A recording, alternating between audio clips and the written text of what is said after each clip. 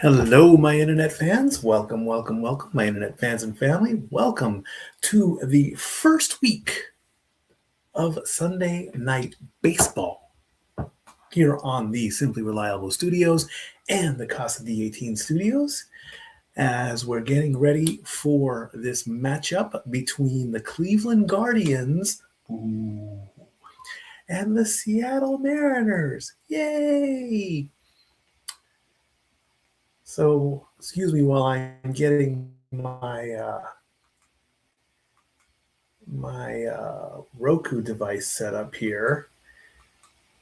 For some reason on NBC, they are getting ready to show the Oklahoma City game, but I am looking for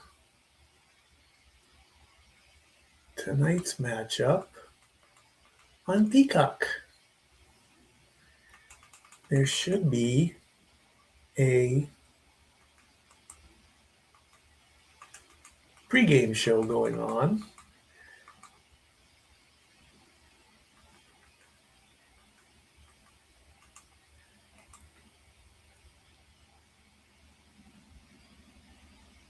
And I think I got it.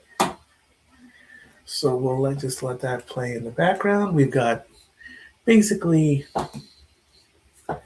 an hour or so to kill before we get started with today's watch along. And okay, that's good enough for me. And it looks like that is a drone shot of the stadium. That is T-Mobile Park. And there's Dodger Stadium. So this is all just B-roll of that. So since we've got some time to kill before the official stream starts on Peacock at 7 o'clock Eastern, we've got lots of updates to do, things to talk about in the world of sports. Topic number one, March Madness. Well, the Volunteers are not going to the Final Four. Again, this is now 3 straight years where the Volunteers have made it to the Elite Eight, the regional final of their portion of the tournament. And today they faced the Michigan Wolverines, and they started out strong, but then, of course, the Wolverines just dominated. And they were, by halftime, they were up by almost 30 points. And the Vols could not come back. It was pretty much over and done with. So let's just bring up the official write-up as written on ESPN. Let's see, where is it?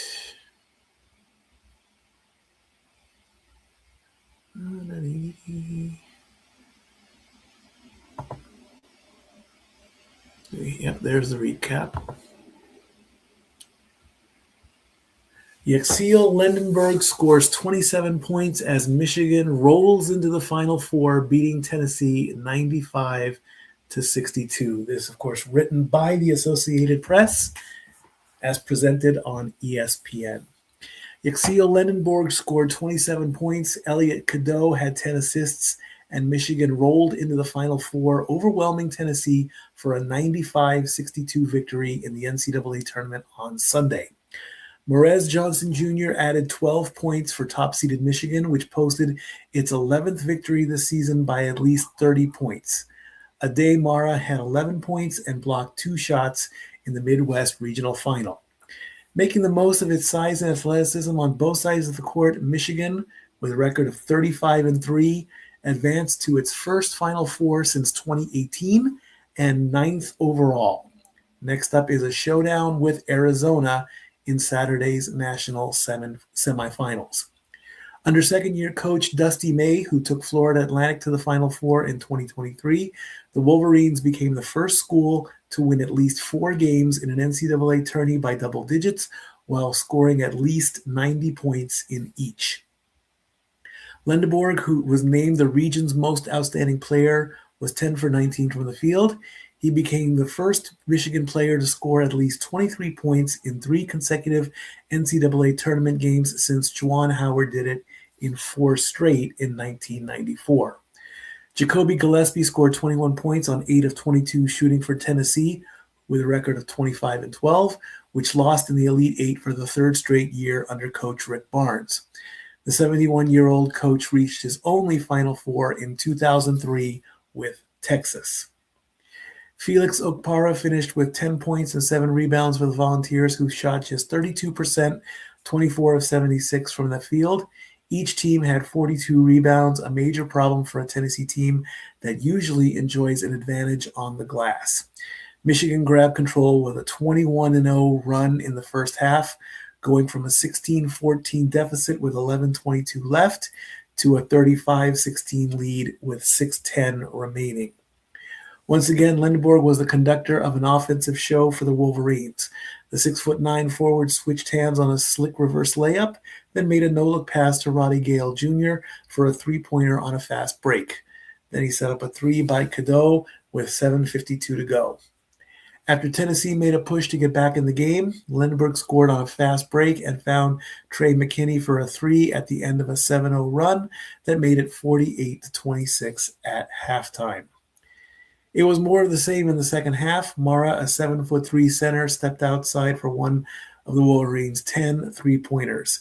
The Michigan portion of the United Center crowd cheered wildly when seldom used reserves Charlie May, the coach's son, and Oscar Goodman entered for the final few minutes.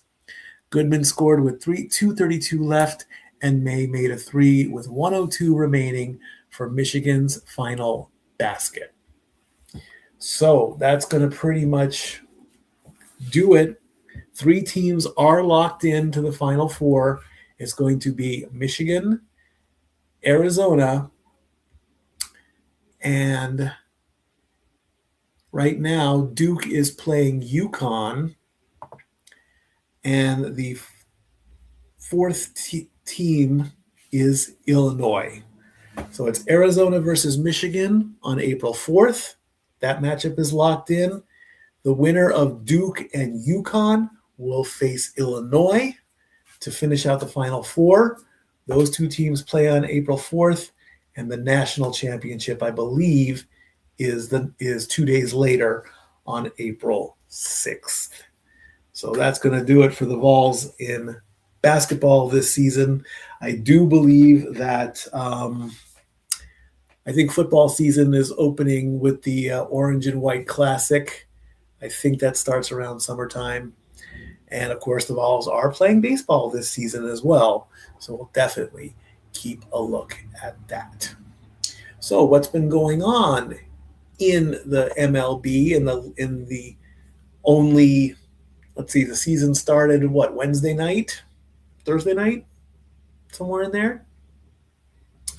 And right now, your leaders in the AL East, technically it's a tie between the Blue Jays and the Yankees. They are both undefeated at 3-0. Why the Blue Jays get the higher ranking, probably because the Blue Jays have won at home and the Yankees have won on the road, but probably so. But they are technically in a statistical tie, but the Blue Jays have the number 1 spot. The Orioles are 2-1, and the Rays and the Red Sox are at 1-2. In the AL Central, the Tigers and the Guardians, who will be playing tonight, and I kind of need to straighten that out a little bit, but that's okay. And I'm going to put Mariners right here. Let's write that. I know my handwriting is sloppy, but I don't care. The Tigers and the Guardians are tied at 2-1. The Twins are 1-2. The Royals are 1-2. The White Sox are winless at 0-3. And in the AL West, the Rangers are at 2-1. The Angels are at 500, tied with the Astros. Their series was split at 2 games each, so they're both 2-2. The Mariners are 1-2, and the Athletics, which do not have a city right now. I don't want to use the word homeless, but they are cityless right now because they are no longer the Oakland Athletics. They are just the Athletics until they make the move to Las Vegas. They are winless as well at 0-3. In the National League East, the Miami Marlins, they are undefeated. They are 3-0. The Mets, the Nationals, and the Braves, whom we in Tennessee root for because they are 4 hours away, they are 2-1. And the Phillies are 1-2. In the National League Central, the Brewers are undefeated. They are 3-0. The Cardinals and the Reds are 2-1. The Pirates and the Cubs are 1-2. And in the National League West, the Dodgers, they are undefeated at 3-0. The Padres are 1-2. The Diamondbacks, the Rockies, and the Giants are all 0-3. But there's nothing to panic about yet, folks, because the season is only a few days old. We've got 162 games, and there's plenty more to go. And yes, I know the Angels lost to the Astros, but the overall series was a split, so therefore you can call it a tie. In some cases, a tie you can win. So I'm happy that the Angels are 500 right now. It's when they drop below 500, that's when I start to worry. Now, let's talk about Mr. Aaron Judge, good old number 99. If you saw the previous watch along where the Yankees played the Giants, he was on an opening slump, going 0-5 before finally hitting his first home run of the season. But the way he got to it was a little bit interesting thanks to the brand new ABS system. Here was the scenario. He comes up to bat, first pitch thrown, strike. Second pitch thrown, called strike. He taps his hat. They check the replay, comes to find out that the ball was 1/10 of an inch below the strike zone. Therefore, the call was reversed, taking the count down to 1 ball and 1 strike. That gave Judge an extra pitch, essentially. Next pitch was a ball. Next pitch was a ball. He makes contact, makes the home run. So this is now where the ABS benefited Aaron Judge. Yes, I do know that Duke is winning. I'm keeping an eye on that game, but I'm not worrying about that right now. We'll worry about basketball a little bit later. So let me find the story. I'm going to bring up the story really quickly of Aaron Judge's home run. And I believe that was the game on the 27th? Let's see. Box score, recap. Yes. Okay. So this is written by the Associated Press through ESPN. This was on 2 days ago. Dateline San Francisco headline reads, Yankees Aaron Judge hits 2-run homer to end 0-7 start to season as New York tops Giants 3-0.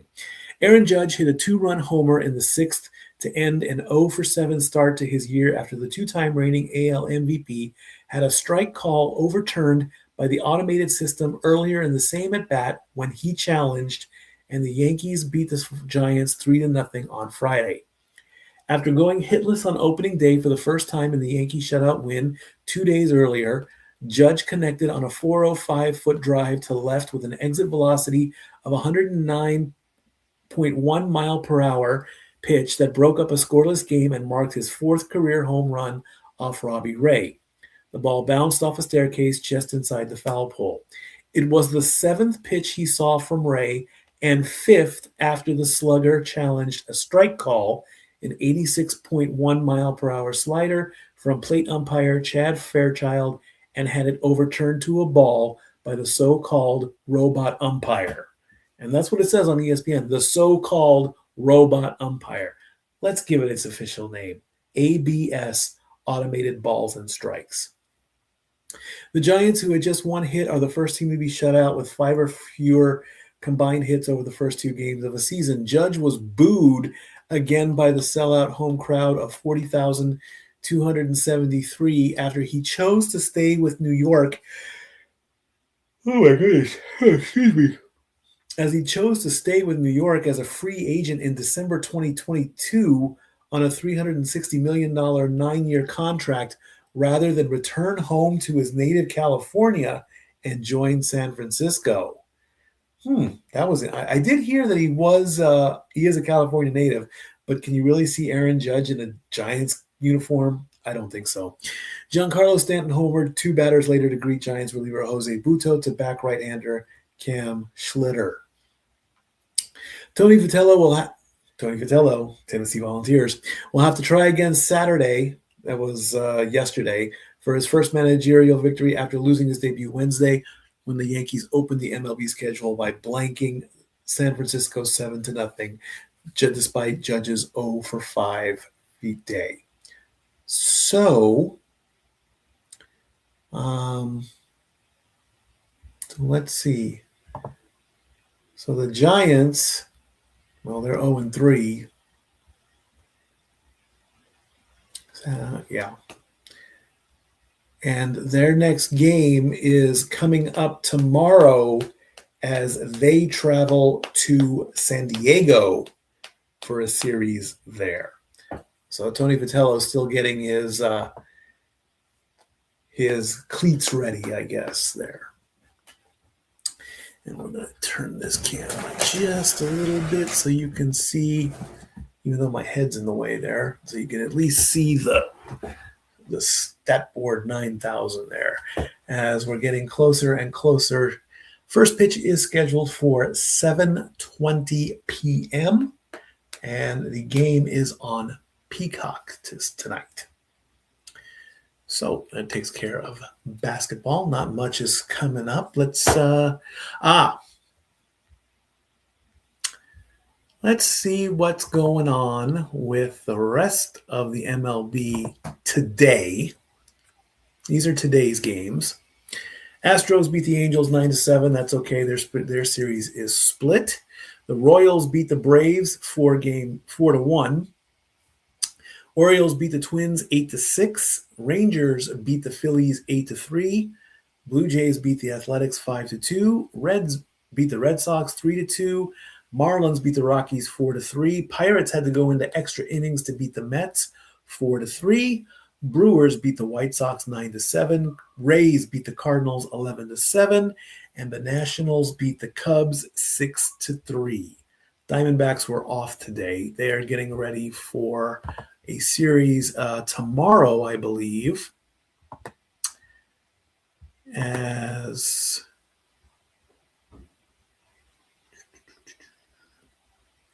they are getting ready for a series with Detroit at home tomorrow night. They get the late game at 10 o'clock. Let's talk a little basketball. NBA. Here's what's up. All the teams that have been eliminated or that can be eliminated are eliminated, meaning out of the 15 teams in each conference, the top 10 teams, they are locked in and they are going to the playoffs. Now, even though the top 6 are guaranteed to be locked in, and out of the 20 teams that are available to play in the playoffs, 3 teams have clinched their playoff spot. The 20 teams left out of the 30 that are not eliminated, they're all going to play in the playoffs in some capacity. They've got the play-in tournament, which I know sounds confusing. It's the way the league is. I have not been a fan of that setup since it started. It just should, in my personal opinion, it should just be the top 8 teams get in and do your standard 1 through 8 all the way across. But the league knows what they're doing, so they're leaving it as is. So the 10 teams, as they stand right now, not counting anything else, the top teams in the East These are the 10 teams that are going to the playoffs. The Pistons, the Celtics, the Knicks, the Cavaliers, the Raptors, and the Hawks. Those are your current top 6 teams. 7 through 10, the 76ers, the Magic, the Heat, and the Hornets. They're going to play in that tip-in setup, which I'll talk about in a second. In the West, the Thunder, the Spurs, the Lakers, the Nuggets, the Timberwolves, and the Rockets. Those 6 teams are going to get guaranteed spots. The Suns, the Clippers, the Blazers, and the Warriors are your tip-in teams. So out of those 10, the top 6 automatically go in, and all they do is they just sit and wait. Now, let me bring up I want to make sure I get this right. I want to make sure I get the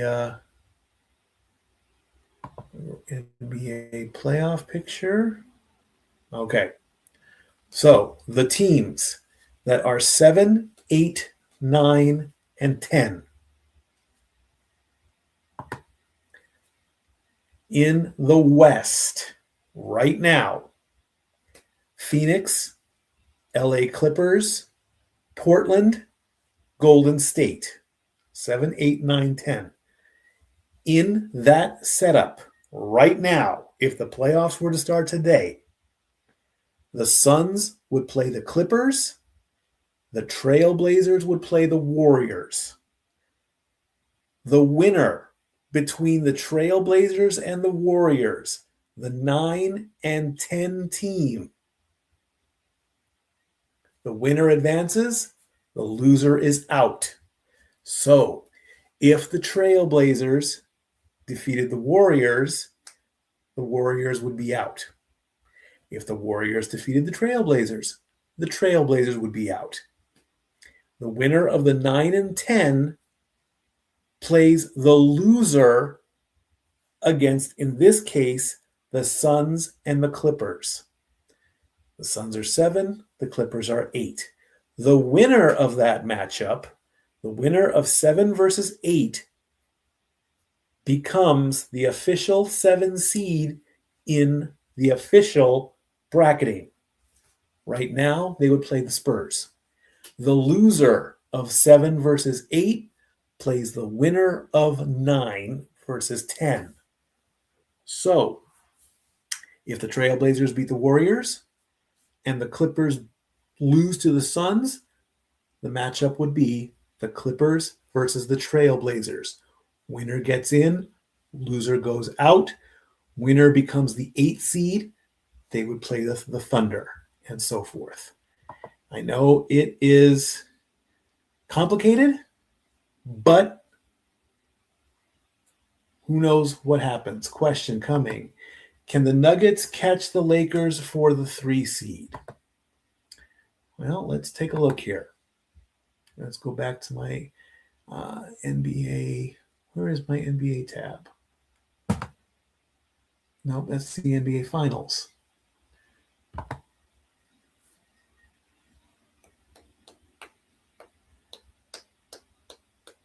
They're only a game behind. It's no biggie. They're neck and neck. Lakers are 48 and 26. Nuggets are 47 and 28. It's only a couple games. And with 7 games left to play, just getting to the playoffs. I mean, right now it's not the end of the world. I don't think. They're only a couple games back, so it really all depends. So that's how that's going to go. The tournament, the season is ending soon. The play-in tournament, it starts on April 14th, so that's in 2 weeks. The actual playoffs begin on April 18th. Now, also, one thing I have done is I have planned an entire year's worth, basically from now till the start of 2027, going all the way through the watch along schedule. Obviously, every Sunday from now on out should be the MLB, but there were a couple things that could take precedence, like the playoffs for basketball and hockey. That's coming up. Once the teams get into place and once the dates get into place, what I'm thinking, and of course I have to discuss this with the brothers and the family. I kind of want to give a little bit more to all the teams in the playoffs. So maybe just maybe once everything is squared away, and I've only got a couple weeks to probably plan for this, maybe I'll cover the play-in tournament, 9 versus 10, 7 versus 8. Then, as the remaining matchups go, if it gets to an elimination scenario, for example, if the Nuggets play the Timberwolves and the Timberwolves are up 3-0, and it looks like the Nuggets are going to be eliminated in Game 4, why not call Game 4? That way, the Nuggets, if they do get eliminated, they have a chance to get a call. And then, depending on what the other games do and the other series, it could be a whole thing. You know, the first 3 games of every series, what happens, happens. But when it comes to crunch time, when it could be a team's last game, and if they do lose and they do get eliminated, then maybe it'll give them a chance to be featured. That way, it doesn't sound biased. But it's still in the works, and I would still have about a week to do it or so. So we'll definitely see where that's coming from.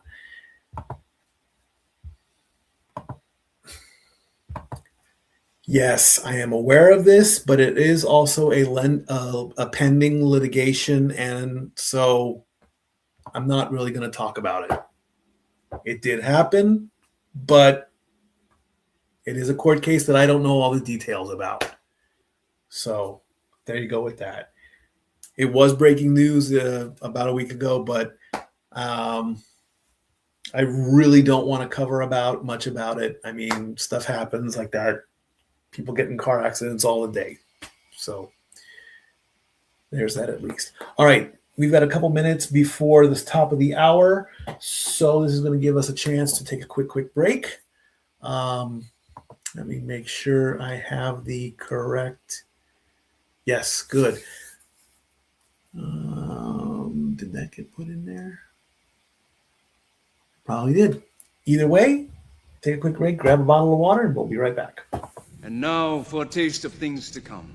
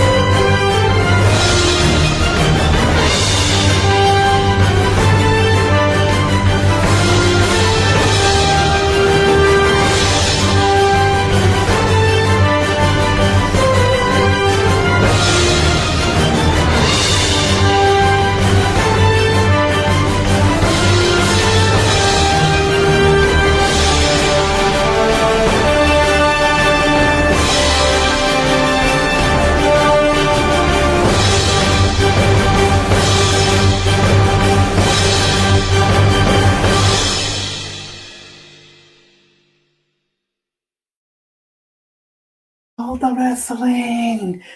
All the wrestling. All the wrestling. And I didn't close my door. Doggone it.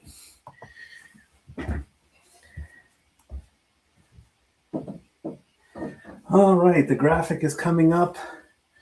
as we take a look at Seattle and the Space Needle.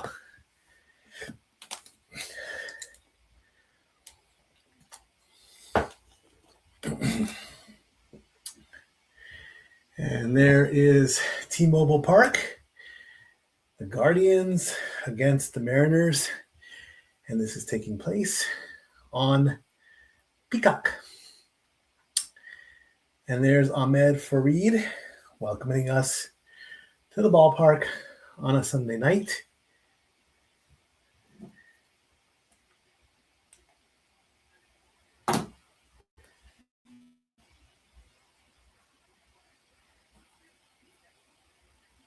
"25 weeks.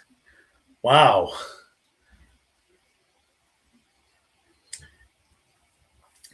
And next to him is Adam Ottavino, pitcher for the Colorado Rockies, who had a 15-year career. He was the first-round pick in the 2006 NBA and MLB draft, 15 MLB seasons with 5 different teams, and he represented Team USA in the WBC, the World Baseball Classic. He was with the Rockies and the Cardinals and the Yankees and the Mets.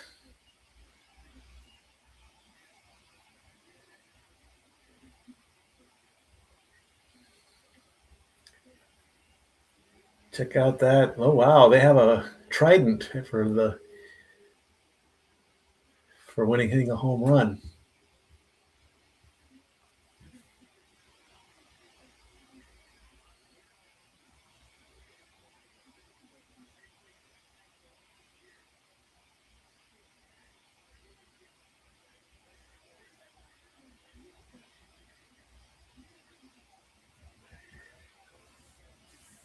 Have my snacks. Gotta get my snacks.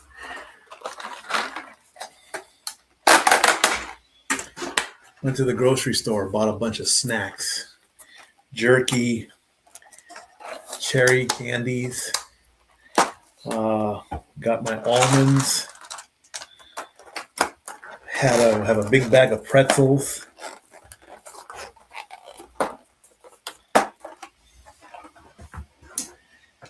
I should also move my phone charger over because I need some power. So we're going to do that real quick too. You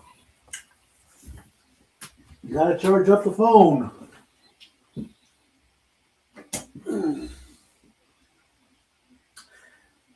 Because I did this on the last show. I was reading live tweets during the broadcast, and I was actually responding that I read your tweet during the broadcast. Well, if that gives me more viewers, why not? Keep going.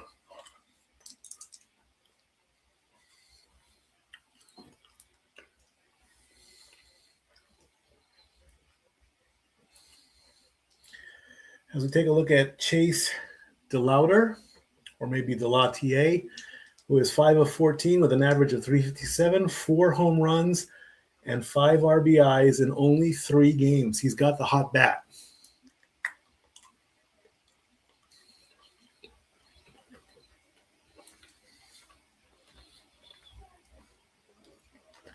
As I'm just eating my candy.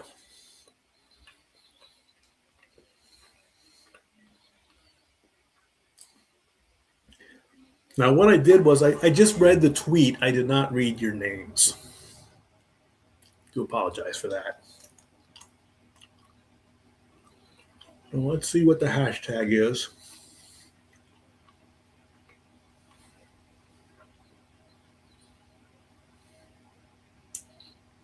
We have the hashtag Sunday Night Baseball. Let's see if that's the one.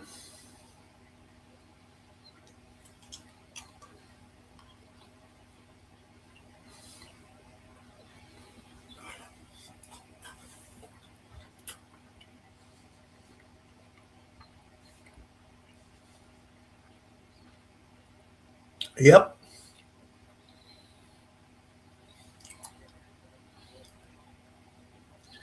All right.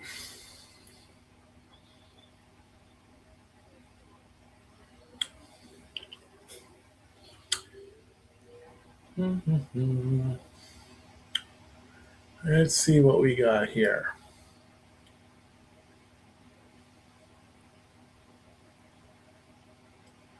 Let's look for a good one.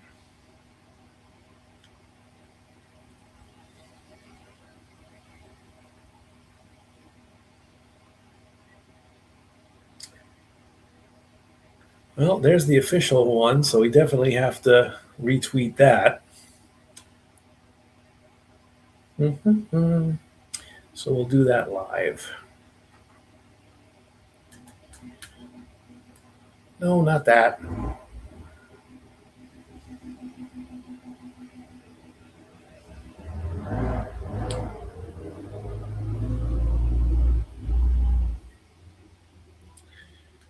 And we'll retweet.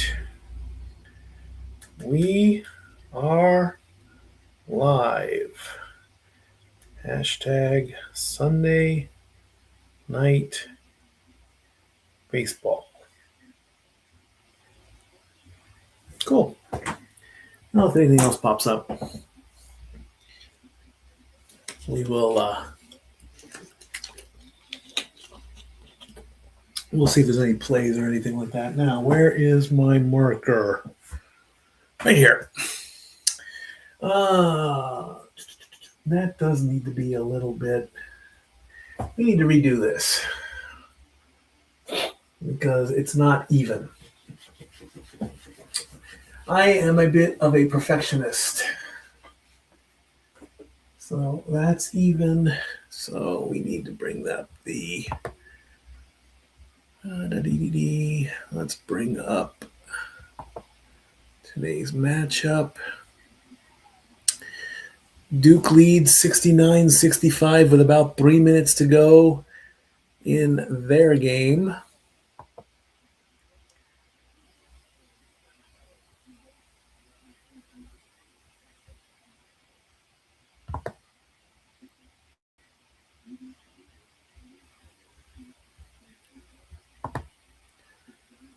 The FanDuel same game parlay.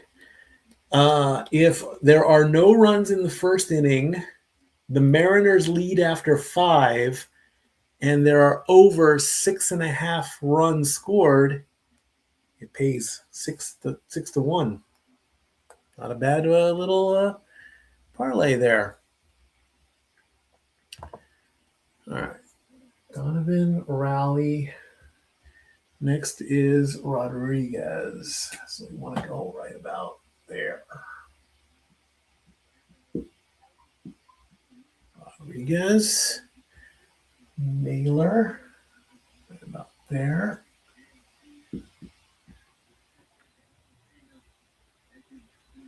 Arozarena, right about there. Arozarena.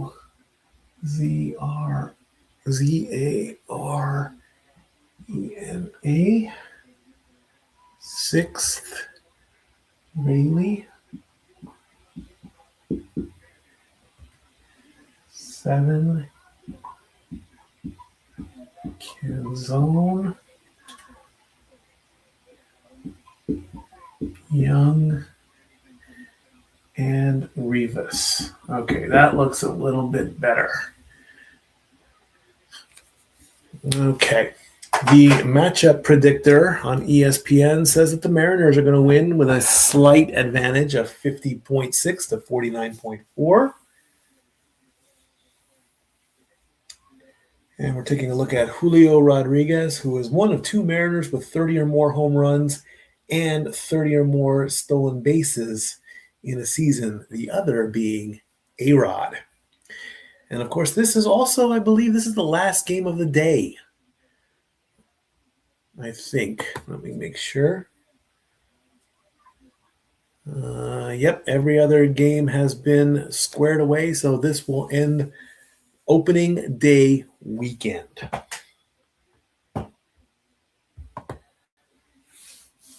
77 of you watching, and the game hasn't even started yet. That is exciting. I love that. Thank you. I love that a lot.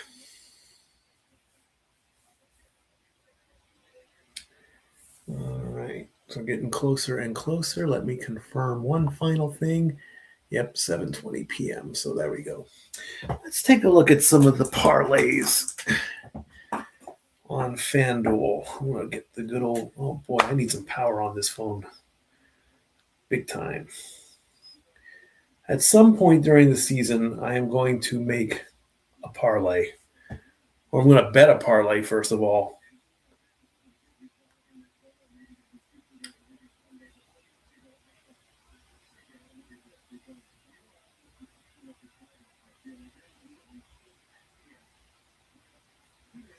All right.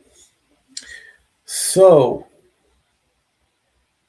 if Cal Raleigh, Chase DeLauder, Julio Rodriguez, and Jose Ramirez, if Raleigh and DeLauder hit a home run, and Rodriguez and Ramirez get a hit, pays 36 to 1. They're almost 36 and a half. Excuse me. Almost 36 and a half to 1. If Slade Ciccone, I know I'm butchering these names. If he gets 4 strikeouts, if Emerson Hancock gets 3 or more strikeouts, if Brendan Donovan and Chase DeLauder each record 2 bases, that parlays 8.6 to 1. And the only other one is Rodriguez, DeLauder, Ramirez, and Donovan to each record 2 bases. That pays 19 to 1. Right now, the money line is the Guardians at plus 122 and the Mariners are at minus 144. What does that mean? That means if you want to win $100 betting on the Mariners, you have to put up at least 144. But if you put $100 on the Guardians, you win 122. So the Mariners are favored. The Guardians are the underdogs. The spread is only a 1.5, meaning you either give up a 1.5 run advantage or you take a 1.5 disadvantage. If you do that with the Guardians, you have to put up at least 170 to win 100. If you pick the Mariners, they would have to win by 2 for you to win at least 140. Of course, if you do have a gambling problem, there is 1-800-GAMBLER. They will help you. I did at one point. I had a gambling problem. I did not use 1-800-GAMBLER. I just stopped cold turkey. There are lots of rookie hitters. Chase DeLauder has 4 home runs. Kevin McGonnell is the 21st player with 4 hits in a debut. J.J. Weatherholt of the Cardinals is 4 of 11. So the rookies are coming out to play. Rookie of the year type stuff. And we are up to 80. And the game hasn't even started yet. I love that. Let's see. Can we scoot that over just a little bit more? Can we turn my camera? There we go. That way we show it at 0-0. The fans are still filing in to T-Mobile Park. And I've got a mess of paperwork down here that I need to clean up too, but I've got garbage that needs to be thrown away. What else do I have in my snack bag? I'll open the cashews. I always have to be like snacking during my watch alongs. One, I know I should have peanuts and Cracker Jack. Take me out to the ball game and stuff. I don't know when the last time I actually had a good thing of Cracker Jack. But I'm not really a peanuts guy. I'm more of a cashew and almond kind of guy.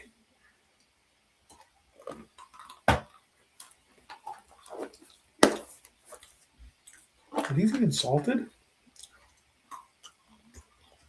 Need more salt. Ooh, me saying it needs more salt.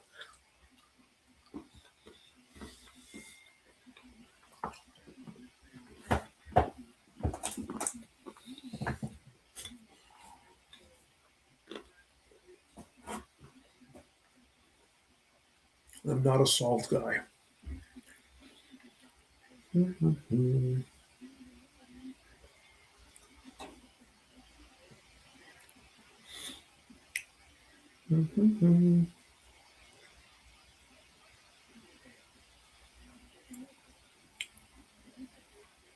Chase Elliott wins second grandfather clock at Martinsville. So Tyler Reddick is not going to go 5 of 7, but that's okay.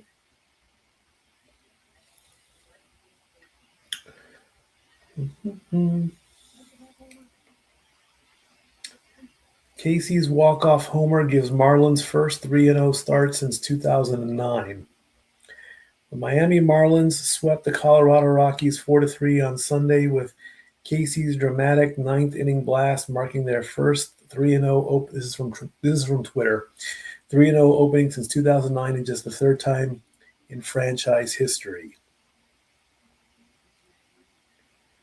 Repost if your team is still undefeated. Yankees, Dodgers, Marlins, Brewers, Blue Jays. Okay.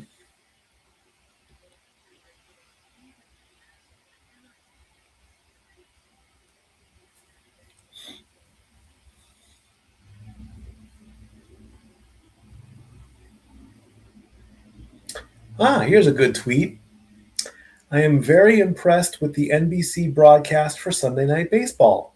It's just like Sunday Night Football, but literally just baseball.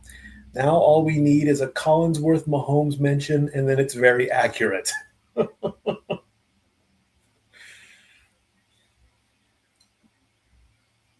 can agree. We'll give you a love on that one.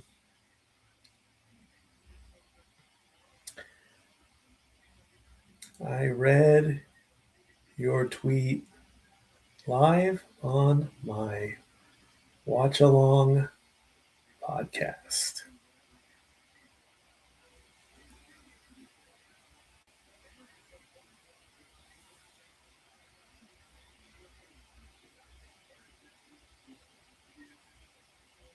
Okay. And we're going to turn that down just a little bit. We don't get dinged and all that. 82 people watching. Love it, love it, love it. Here, of course, is the lineups and is our scorecard. I do know how to keep score. You know, this is when you get your program, you take out your pencil, you write along. I do know how to do that. I like doing that. When I go to the game, Emerson Hancock writing something in the dirt. He had 22 starts last season. He has a record of 4-5 with an ERA of 4.9.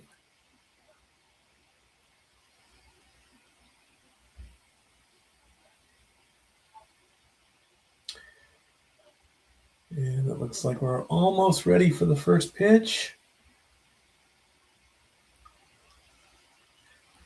Emerson Hancock is getting warmed up, throwing some pitches.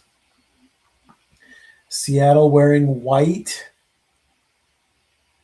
The official starting lineups: Stephen Kwan, center field; Chase DeLauder, right field; Jose Ramirez, designated hitter; Kyle Manzardo batting fourth at first base; Bo Naylor, catcher, fifth; Daniel Sheeman is sixth. Couldn't get the rest of the starting lineup up. I do apologize. Get their names as we go along. Seattle's jerseys almost look like they're cream colored instead of white, with the black 50 logo on the right sleeve. The Cleveland uniform gray with red and black writing. And I think I thought I saw a Nintendo logo on the Seattle uniform.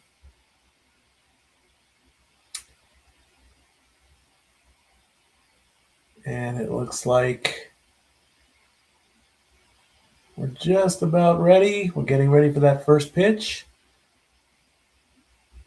Yep, that is a Nintendo logo there on the left sleeve of the Mariners uniform.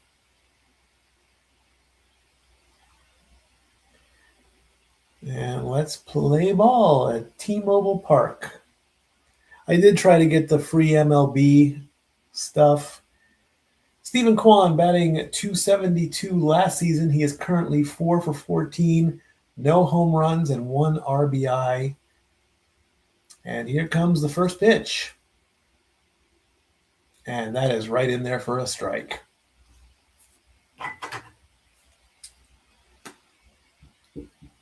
Top of the first.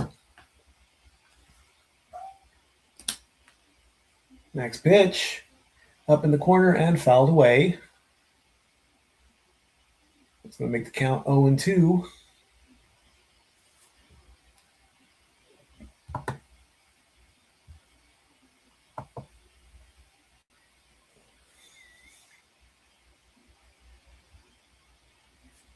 And the 0-2 outside, ball one.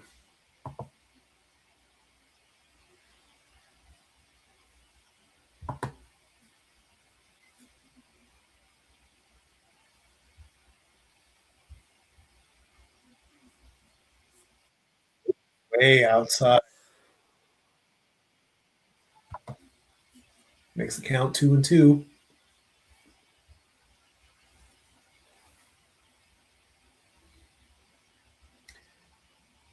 Next pitch. Foul back. Still 2-2 the count. Cleveland has the Marathon gas station logo on their sleeve. There are plenty of Marathon gas stations here in Sevier County. 2-2 gets a piece of it, and it's going to go to the first baseman, and it's a ground out, 3-1.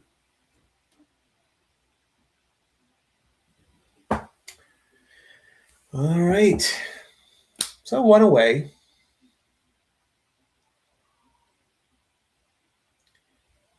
And here is Chase DeLauter, or Delatier. I'll just call him Chase. And apologize for butchering his name later. First pitch. Foul back. Take a look at that shot from last night. Off the tip of the bat, right over and makes the cameraman out in left field to duck.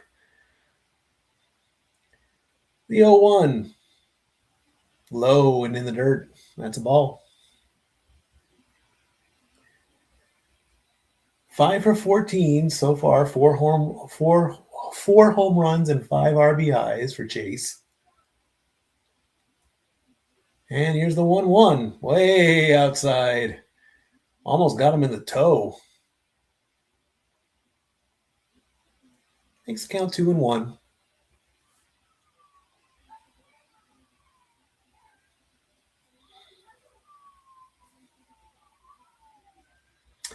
Two-one pitch coming. Fouls it up. Pops, third baseman's going over, but he's going to run out of room, and that ball's out of play. Makes the count 2-2. 10 pitches so far for Hancock.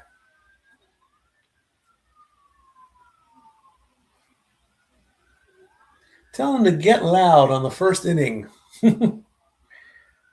No.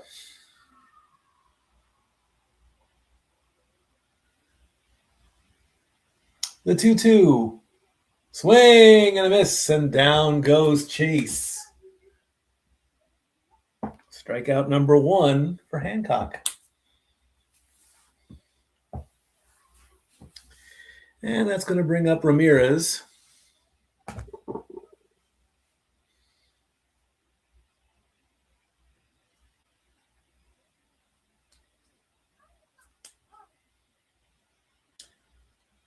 First pitch to Ramirez. On the line. but called a ball. Bad call. That ball was a strike. That ball was a strike. It was on the line. That ball's outside. So that's going to make the count 1-1. Jose Ramirez, the only player in the MLB with 150 home runs and 150 stolen bases since 2021. 2-0 the count. Yeah, that's fouled back. He got a piece of it. And it's going to go out of play. Making the count 2-1. One bad call so far. Looking at that first pitch there, I would have called that a strike. Hi guys, how you doing? Wave to the camera. 2-1 the count to Ramirez. 2 outs.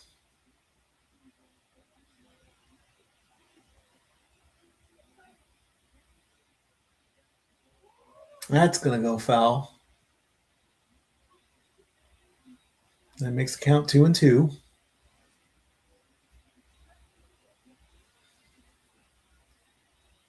T-Mobile Park in Seattle.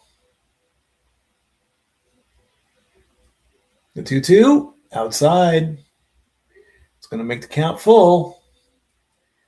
What do you do after 16 pitches?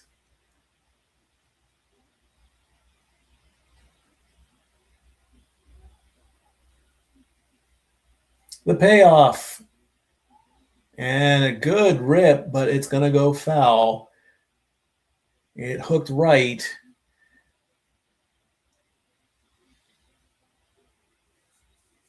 So we're going to get another shot at it. He's really taking the pitch clock all the way down, and that's ball 4, and that's going to be a walk.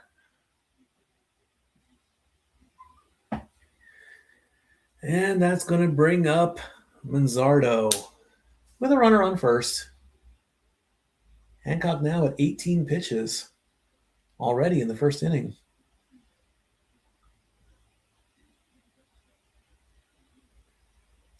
Manzardo squares up. He's ready to go. First pitch. Swing and a miss. That ball was outside, too. Should have let that one go. Kyle Manzardo, 234 last season. He's 2 for 13 so far this season. Gets a piece of that one, but it fouls back. He's in a hole, 0-2.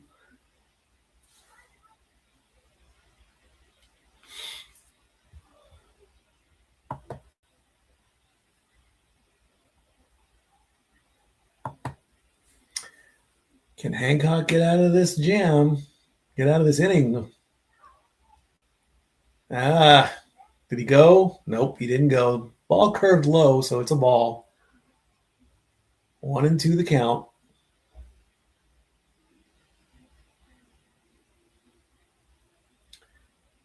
Pitch number 22.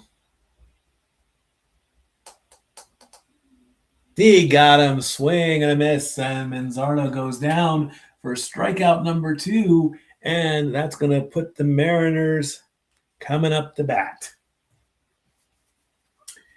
As we go to the bottom of the first.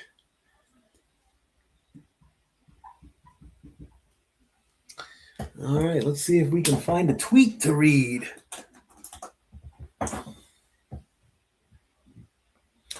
Take a look live on Twitter using the hashtag Sunday Night Baseball.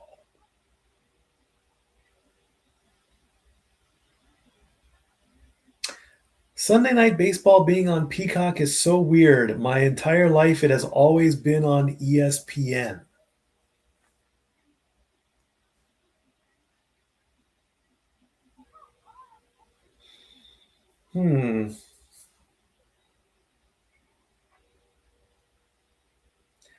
I can agree.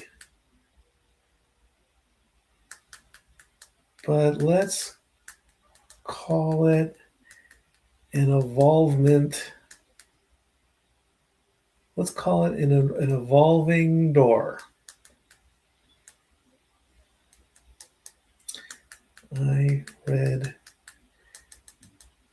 and replied live during my watch along podcast.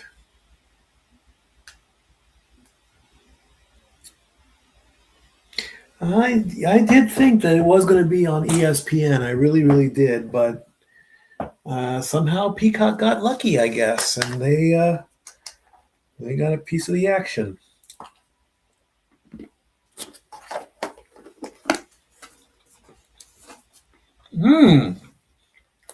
Get a free sub from Jersey Mike's with your first order of 15 or more on Uber Eats. That's pretty cool. We actually had Jersey Mike's for lunch today. All right, Slade Ciccone. 23 starts last season, 7-7 record, ERA 4.3, 109 strikeouts.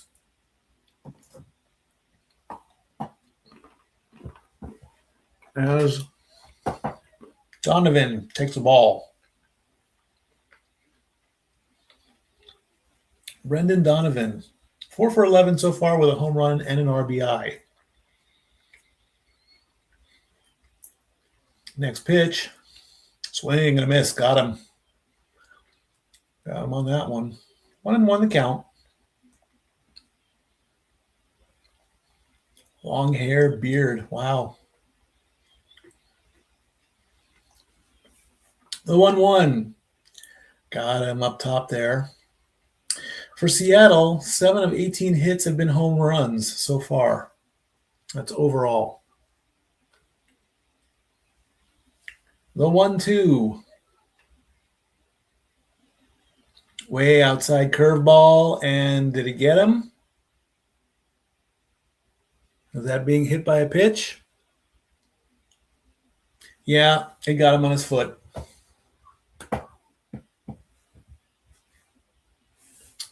So that's going to put a runner on.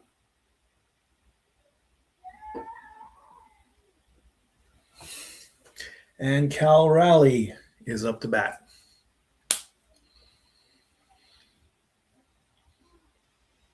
First pitch is way outside, but he threw it at 88 miles an hour. Ball one.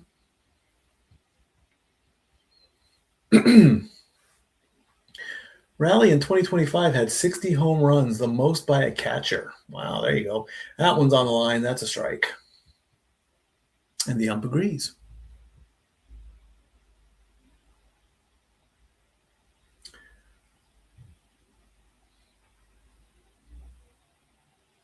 The 1-1 count coming.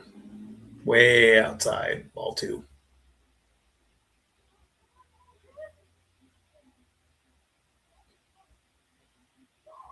Most home runs in a single season. Of course, Aaron Judge at 62, Roger Maris at 61, Cal Raleigh and Babe Ruth at 60.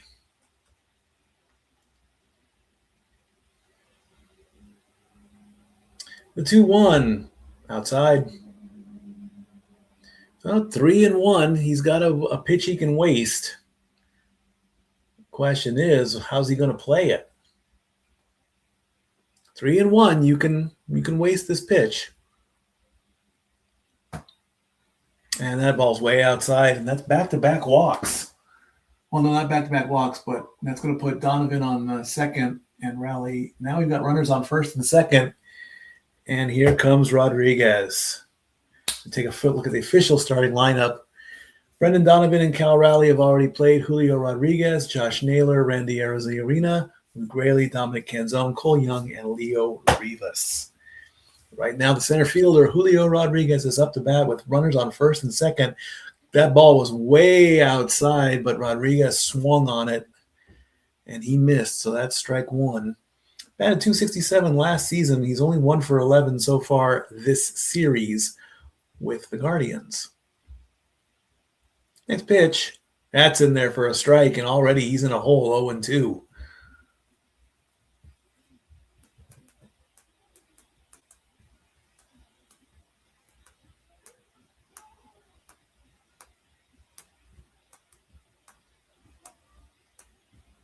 Calls for time.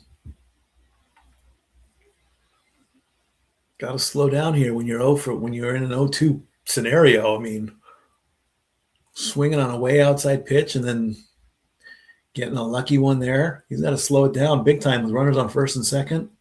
You don't mess around with that. The next pitch, way up top. That's a ball.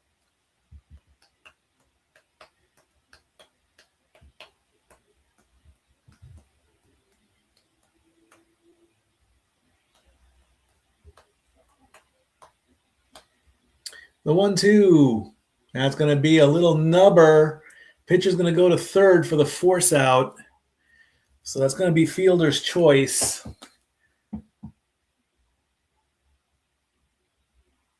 That's going to put Donovan out at third on the 1-5.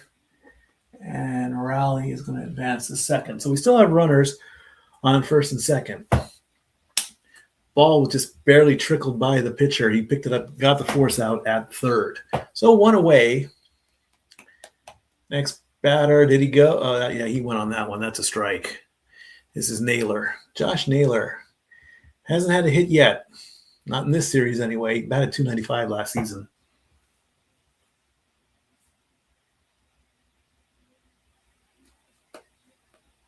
Swing and a miss. That ball was low. He should have let that one go.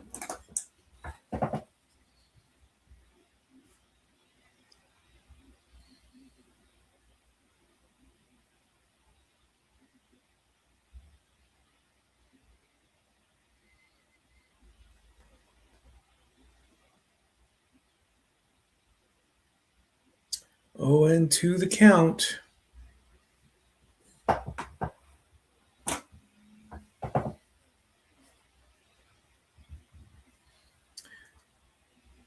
Runners on first and second, only one away.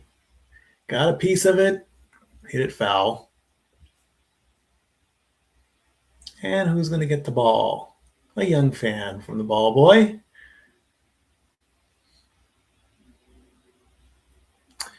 So the D-backs got Josh Naylor. The Guardians got Ciccone. And I know I'm butchering names. The 0-2. Got a piece of that one. That's going to hook foul. Another souvenir down the right base, down the right side.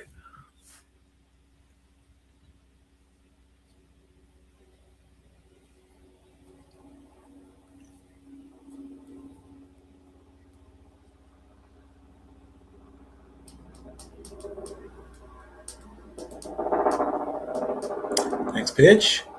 Did he go? Yeah, he went on that one. That's a strikeout.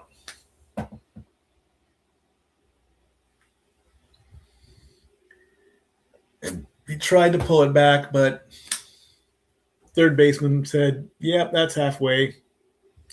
That's a swing. That's a miss. That's a strikeout. That's going to bring up Arizarena. First pitch, outside, ball one.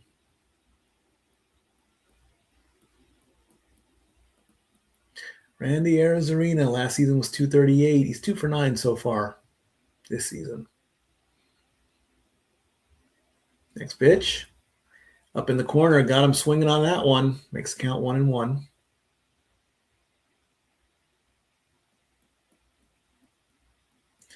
Rodriguez on first, Raleigh on second. No score, still for first inning. Way outside. It's ball 2. Because in his career with 2 outs, Randy Arizarena is hitting .209 with 8 home runs. To 2-1. Got a piece of that one. Ball was in the corner, went foul. Makes count 2-2. 2-2. And T-Mobile Park is asking for a foul ball dance party. Whatever that is. The 2-2. Up and high, he gets a piece of it. Center fielder's going back to the track and right at the wall makes the catch. That will end the first inning on an F8, and we go to the top of the second. Best hit so far in the game as the center fielder bumps the wall but not crashing into the wall.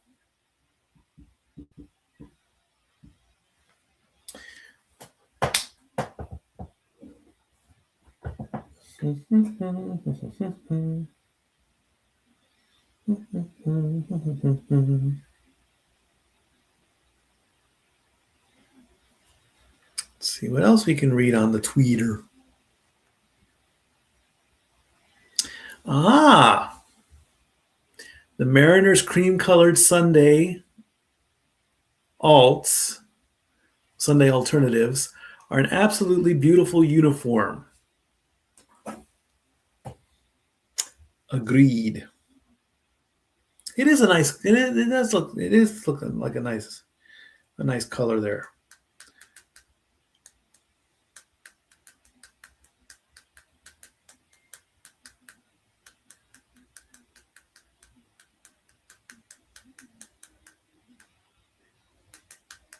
Live watch along podcast.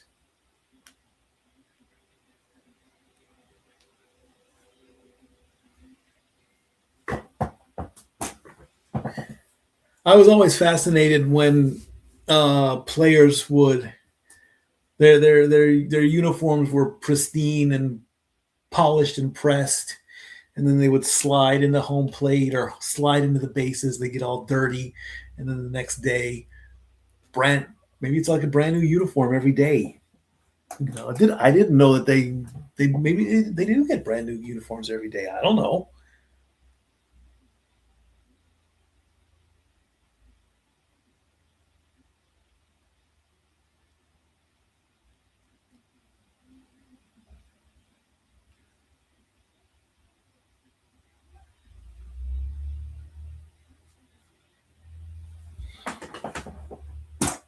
Have we hit 100?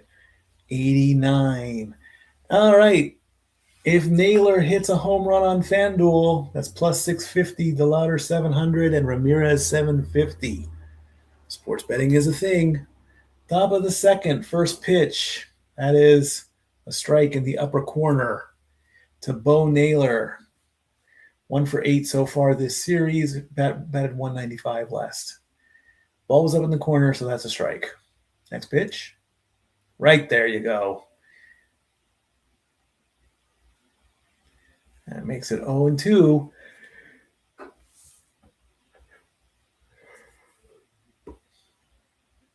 Naylor in a bit of a hole here. Swing and a miss. 3 pitches. 3 pitches up, 3 pitches down. Back-to-back strikeouts, too, for Hancock. That's his third of the game. And that ball was high as well. Should have let that one go. Hancock loves that 4-seam fastball. He's thrown it 16 times so far. Next pitch.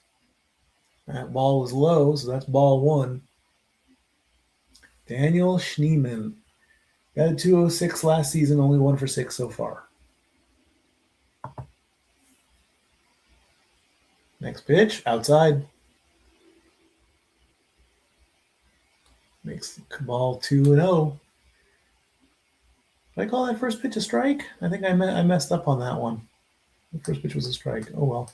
2-0 the count. Umpire cam. That's called a strike.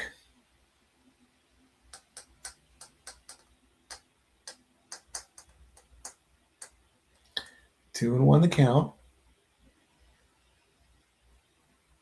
Umpire cam again. Got a piece of that one, and it's going to go foul.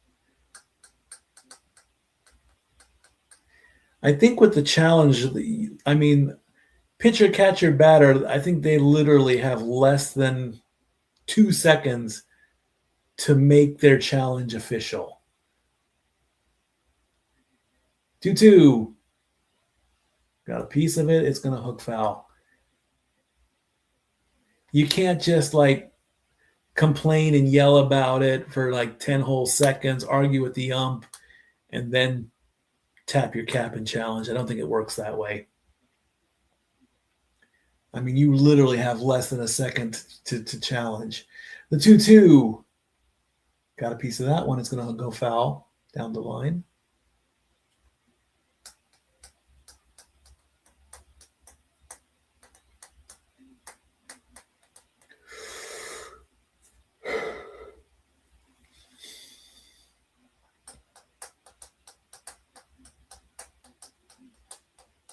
Two.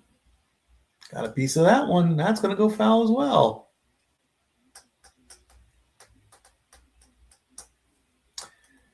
Seven pitches so far. 3 of them have gone foul. It's still a 2-2 count.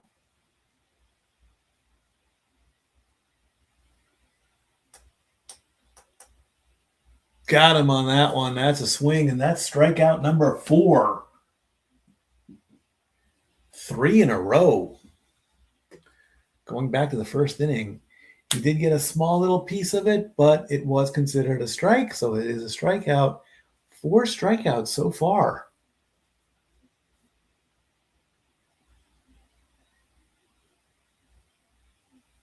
Can he get 5? Ball's outside. It's Arraez, Gabriel Arraez. Batted .220 last season. He's 1 for 7 so far in this series.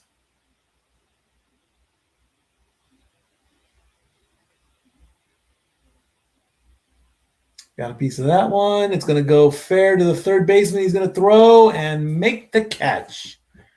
Had to stretch for that one, but it is a ground out on a 5-3, and that's going to end the inning for the Guardians as we go to the bottom of the second.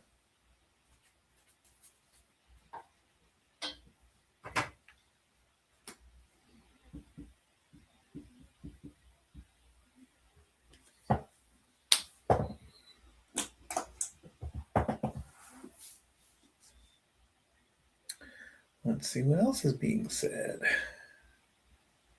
Anything? Nope, nothing.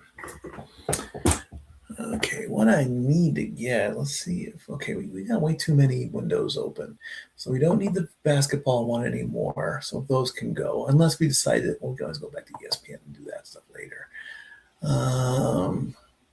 Already talked about NASCAR, so we can get rid of that one as well. And we can get rid of that one as well. And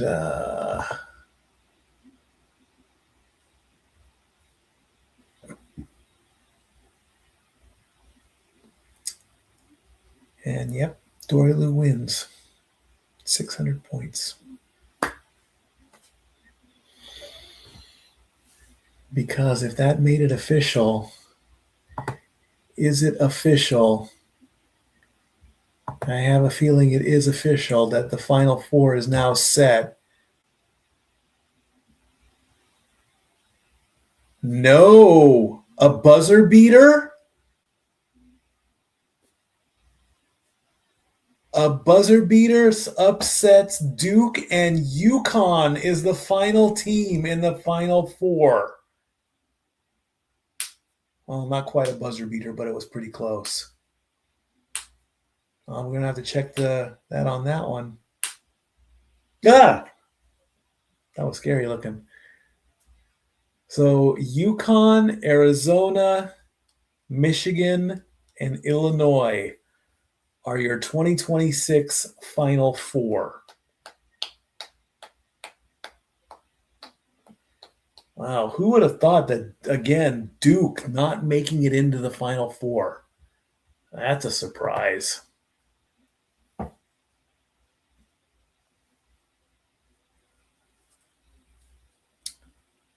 All right. Next, first pitch to Rayleigh was a strike.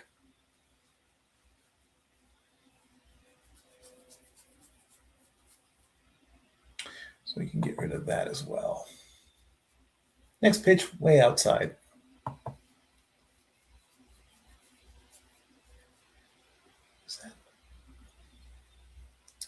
I think I want play-by-play more than I want. Does that give me his name? Yeah, there we go. That's what I want.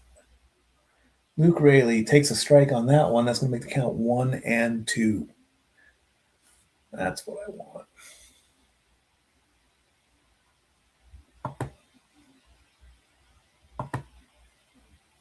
Infield is slightly in. Here's the 1-2. Got him. Swing and a miss. Strikeout number 2 for Slade Ciccone. And that's going to bring up Dominic Canzone.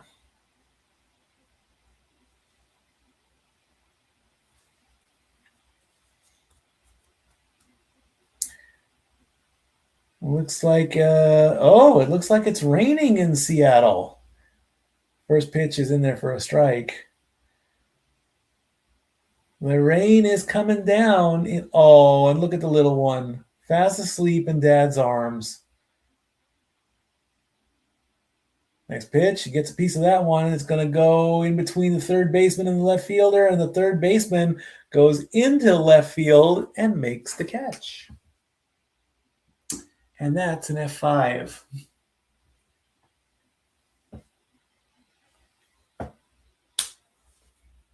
So 2 away. And if T-Mobile Park has a roof, because they might want to, I'd close the roof. Cole Young is now pitching. He takes a strike for the first pitch.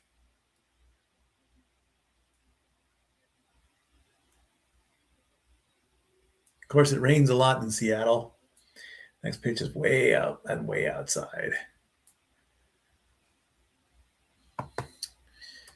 Does T-Mobile Park have a retractable roof? Ball.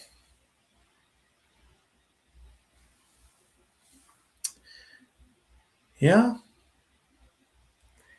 It does have a retractable roof, so I would close the roof. Look at all that rain. Gets a piece of that one, and that is a base hit to right as Young singles and gets the first hit for the Mariners. Nice little right into the shallow right. And that's going to bring up Leo Rivas. I say close the roof. You don't want a rain delay. What else have I got? Oh, my granola bars. Totally forgot about those. First pitch is low. Let's have some jerky. Ooh, boy, smell that. Oh, my gosh. Last season, 244. He's 1 for 9. This thing. Good old Jack Link's jerky. Got a piece of that. Next pitch is outside, and that's 2-0 to Rivas.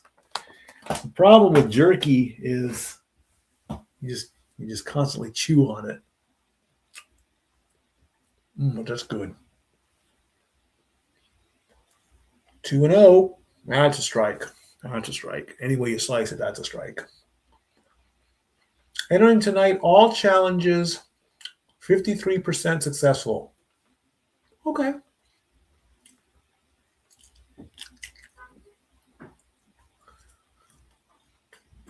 We're going to engage on first base. That's 1.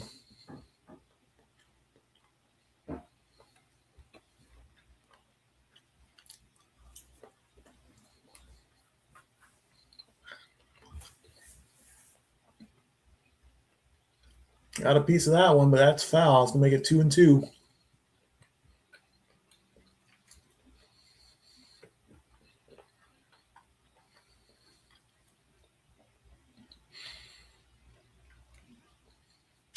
Two and two the count. To Rivas, runner on first. First hit of the game.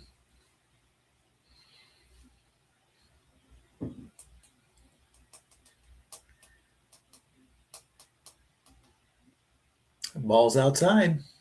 It's going to make the count full. 3-2. What do you do? In this situation, you swing. I say swing. That's what I say. Payoff pitch. It was high. Oh, come on. Challenge that. Oh, no. Rivas did not challenge it. The ball was high. The ref called a strike. That's a bad call. And Rivas did not challenge it. Bad call number 2. That is not a strikeout. That would have been a walk.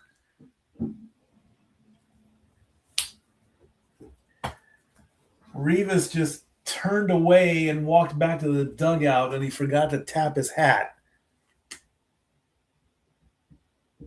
That ball was too high.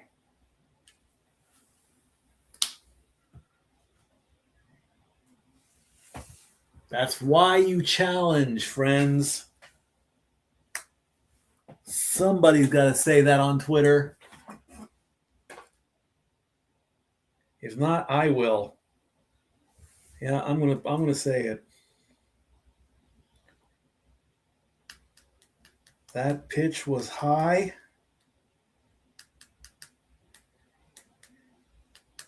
Rivas should have challenged.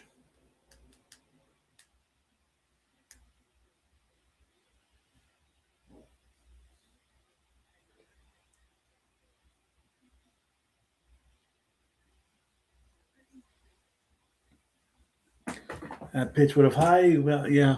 Bad call number 2. Absolutely, without a doubt.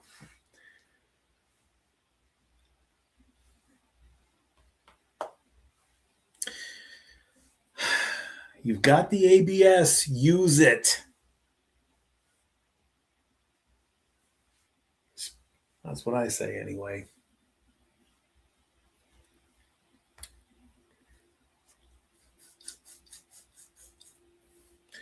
So that was strikeout number 3 officially, unofficially, because I would put a little, why not? Let's put a little asterisk next to that strike.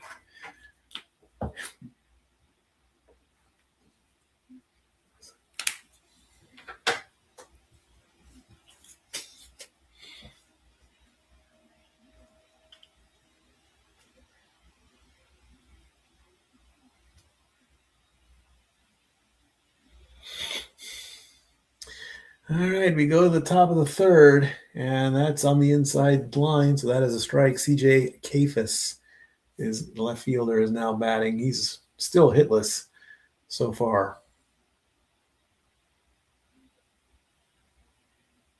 Next pitch, swing and a miss. That's strike 2.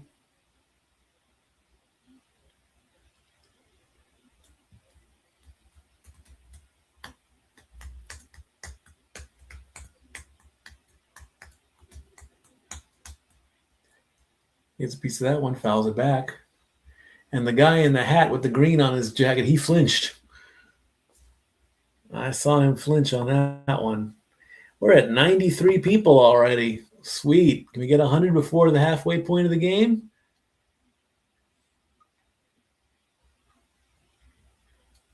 Two, he should have let that one go. That's a swing and a miss on a high pitch, and that is strikeout number 1, 2, 3, 4. That's strikeout number 5 for Emerson Hancock.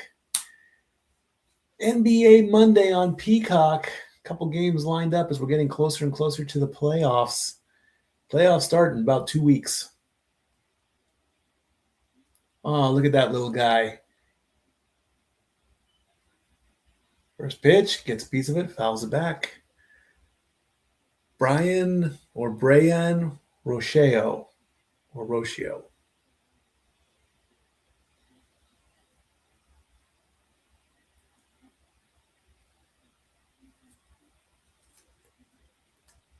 Next pitch, that's way in the dirt. Call that a strike there, ump.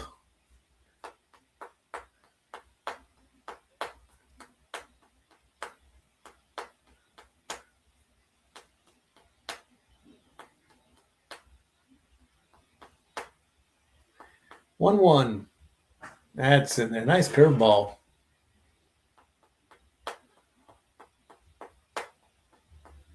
Makes the count 1 and 2.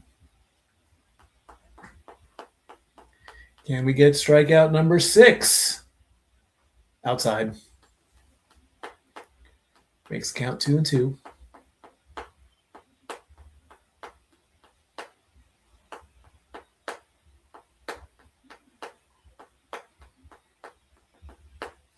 Two, outside. That's going to make it full. Kind of looked like the ump wanted to call that a strike, but I mean, come on. That is way outside. Payoff pitch. Got a piece of it, fouled it back.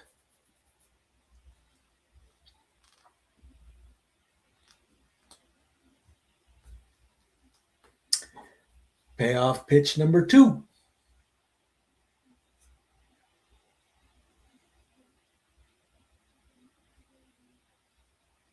Got a piece of that one as well.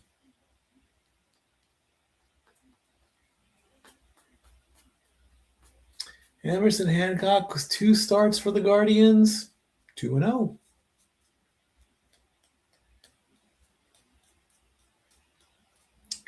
Pitch number 8 coming.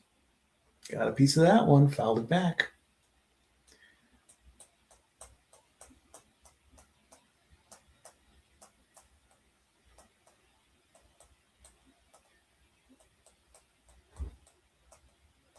Emerson Hancock, the 6th pick in the 2020 draft. Gets a piece of that one. It's going to ground to first, and he's going to take it himself for the unassisted play.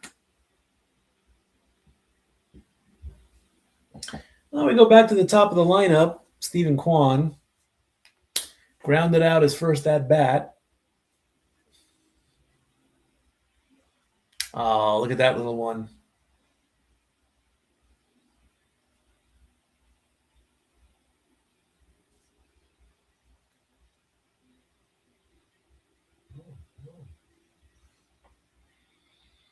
First pitch, fouls it back. You're protected by a net. You're safe.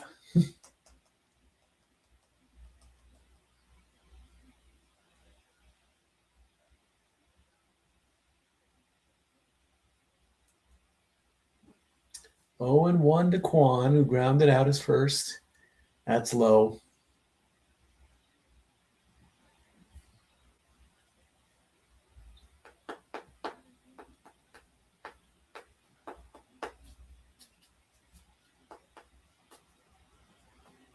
One and 1.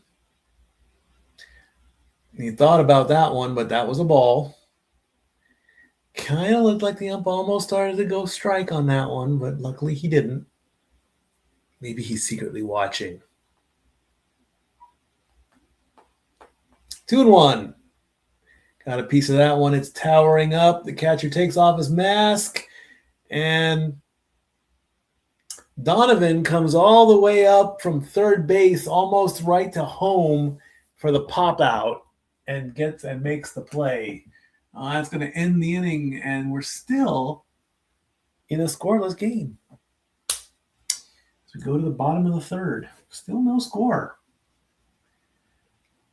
Not quite a duel yet. It's close.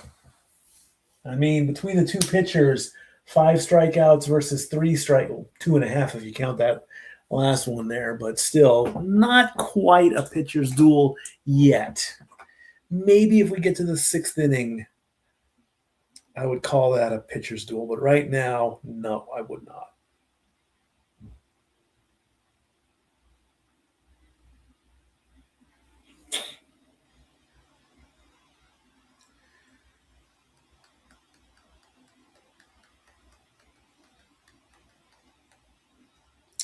Oh.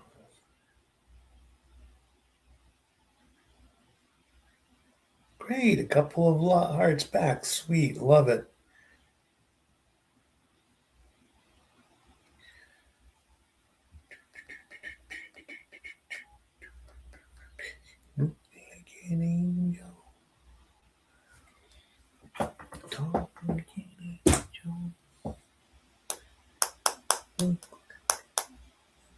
Oh, let's see if I can get the. Let's see if I can get the scores for the NBA right now. Let's see what's going on. So far today in basketball pros, the Clippers beat the Bucks 127 to 113, and the Pacers beat the Heat 135 to 118, putting up 45 points in the second quarter. There are some games going on right now. The Nets are winning 102 to 83 with about 7 minutes to go in the fourth. The Celtics have a 18-point lead. They just scored with about 3 minutes to go in the fourth as well. Raptors are crushing the Magic by 50. Fourth quarter just started there, and we got a high ball, and is it gonna stay fair? No, it's gonna go foul. A nice towering shot to right, but it hooked. 128 to 74. Raptors over the Magic right now with 8 minutes to play, and they are in the lead by 54 points. That is a huge game right there. Trailblazers are beating the Wizards 107 to 68. Next pitch down the middle for a strike. Rockets and Pelicans, they are at halftime. Rockets are leading 68 to 47, and the Thunder are leading the Knicks by 4 points. The first quarter is just about getting ready to end, and that ball is going to hit Donovan. And is that being hit by a pitch? Yes, it is. Donovan has now been hit twice, both at bats. Oh, well, wait, now the ball looked like it bounced off the ground, but they're going to give him a being hit again. Well, that's going to bring up Rowley, who walked at his first at bat. Thunder and Knicks up by 4 right now. Rowley's going to foul one back.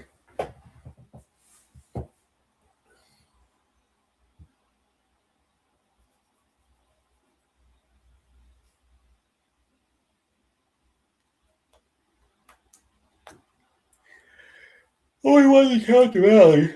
Excuse me, as well as inside. Or outside, actually. He had to curve in on that one. First at bat was a walk. 1-1 to count. Bottom of the third. No score. Runner on first.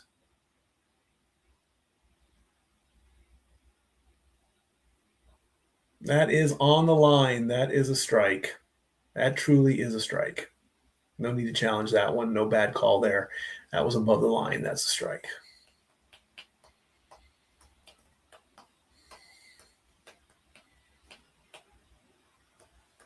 One, two. Got a piece of it at the bottom. Is going to foul back. We are flashing back to 1981. How about that?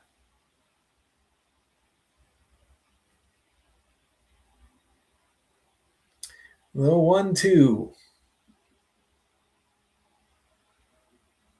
Way high, way outside, ball 2.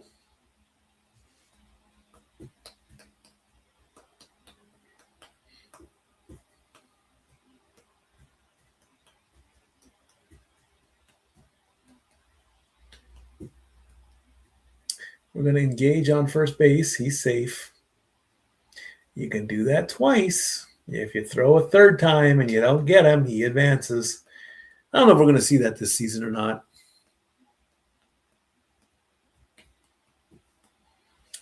The 2-2. Got a piece of it. It's going to ground to the first baseman, who's going to throw to the pitcher and get the force out at first. So it is a ground out. Donovan's going to go to second on a 1-3.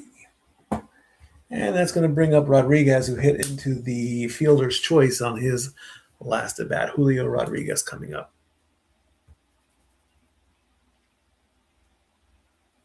Ink on my hands.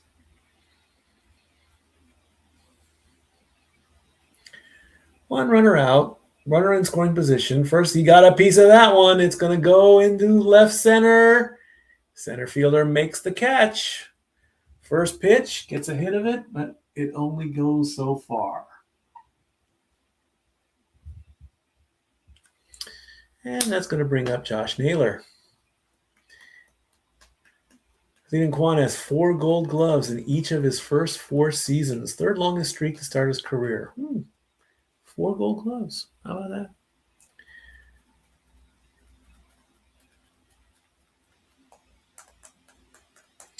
And here's Josh Naylor. He's going to take a swing, and that's going to go all the way to the track. And Kwan makes the catch. And that's going to do it for the first 3 innings of this game. We have no score going into the 4th.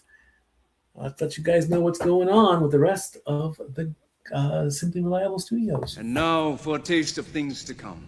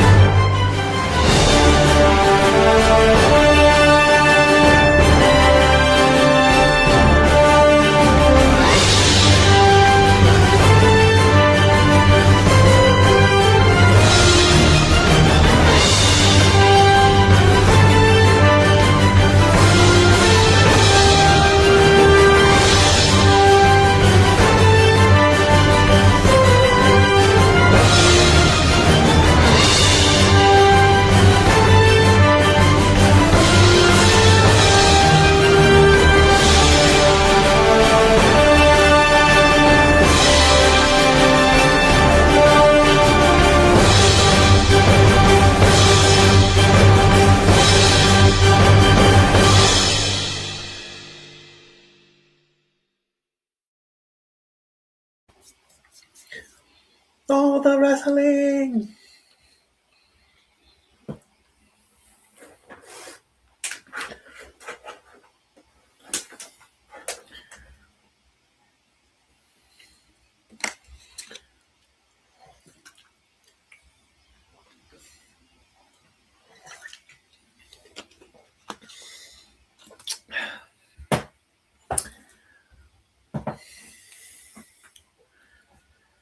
So, no score.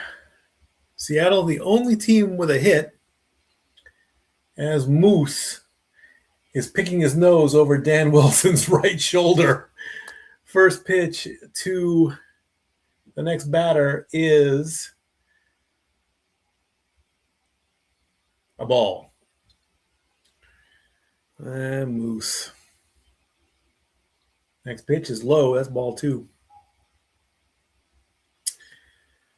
Oh, rats. Well, I'll explain why I said oh, rats in just a second. Swing and a miss on the 2-0 pitch, and that's going to make it 2-1. So, excuse me. As many of you know, I've been talking about my ride sharing. That is my primary job in Sevier County. And I just got the notice that's going to be popped up, and here comes the third baseman. Is he going to make the catch? Yes, he is. Third baseman makes the catch with the pop out, running over right in front of the dugout. That was the louder. Well, that's going to be an F5. I just got the notice that Instacart is going to do guaranteed payouts tomorrow. So now I'm torn. Do I do deliveries or do I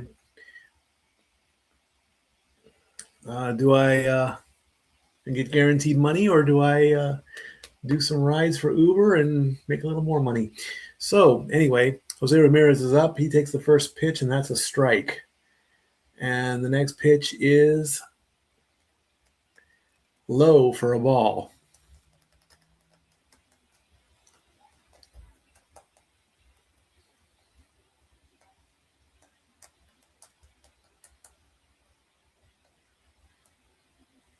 The 1-1, swing and a miss.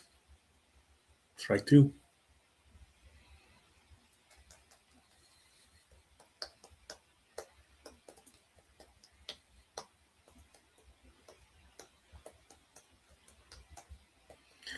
I'll figure it out. I always do. That's going to curve, and it would have been a strike, but he hit it foul. Count still 1-2.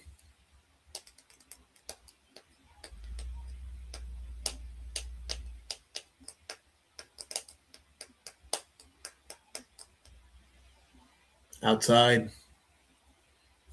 2-2 the count.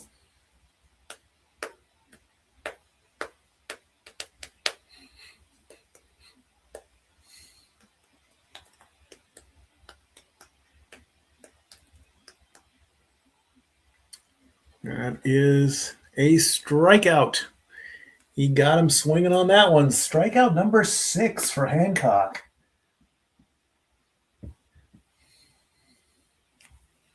That's going to bring up Kyle Manzardo. 6 strikeouts. Impressive in only 4 innings. Hope we didn't change that. We need to change it at the top of the 4th. That is outside.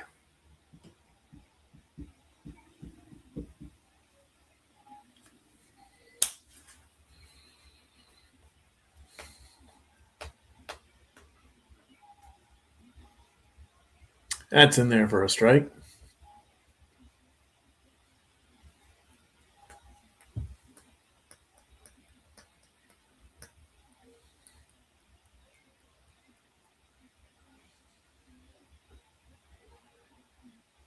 It's a piece of that one. Popped up. Left field or third baseman's going to run out of room on that one.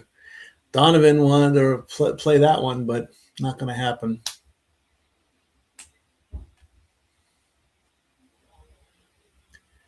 Cal Raleigh last season, most innings caught, 1,072. Impressive. 1-2 outside.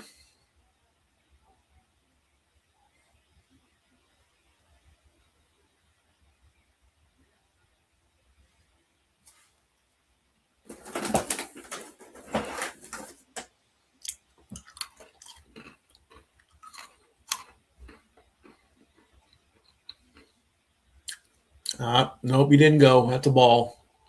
Make the count full. Oh, he pulled that back at the last possible second.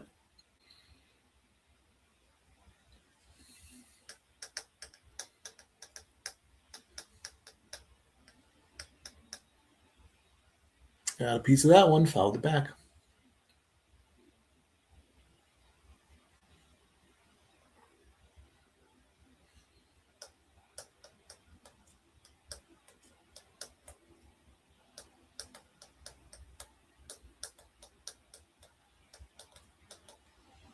Got a piece of that one, fouled it back. Payoff pitch.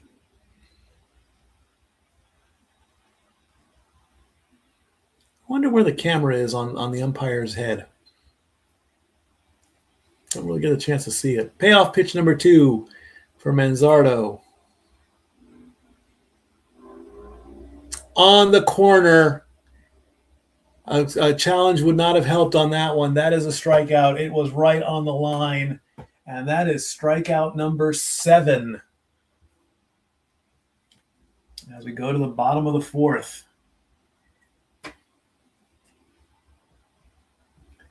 Challenge wouldn't have done any good on that one, really.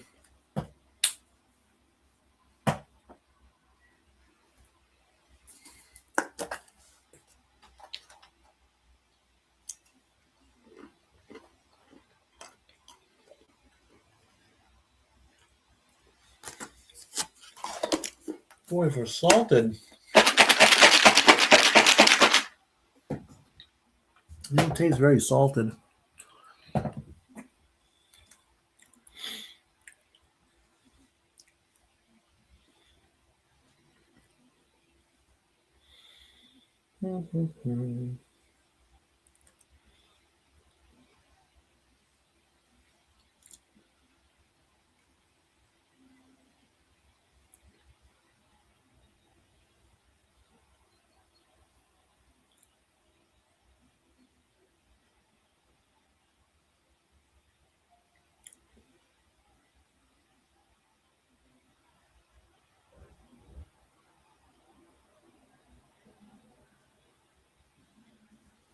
Not much.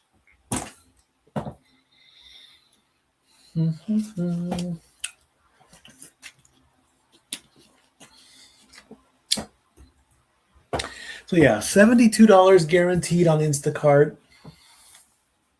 And I have a quest of 170 if I do 50 rides in 4 days. And I keep my acceptance rate above 55%. You can't go wrong with a guarantee of $72, though. Can't go wrong with that.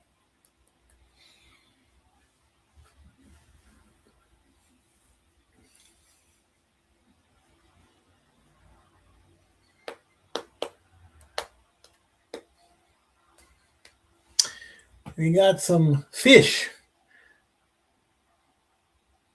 And first pitch, and it's going to be a ground out as Arizarena grounds out to third. Oh, that's a 5-3. One down, one pitch, one out.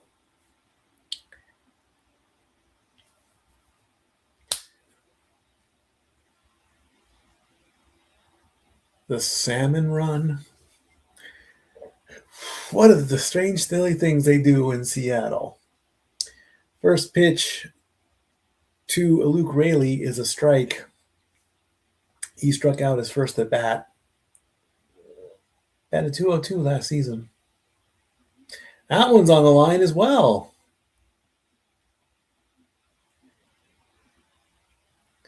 I guess they put people in salmon costumes and make them run around the ballpark there.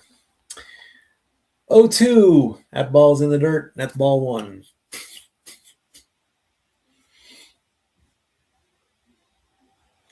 Luke Raley is one of two players that hit a home run in each of the first 3 team games to start the season in Mariner history.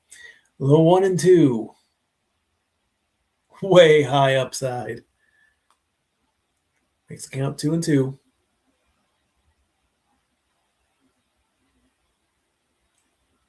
Can't tell if they've closed the roof or if it's still raining in Seattle. Seattle does get a lot of rain.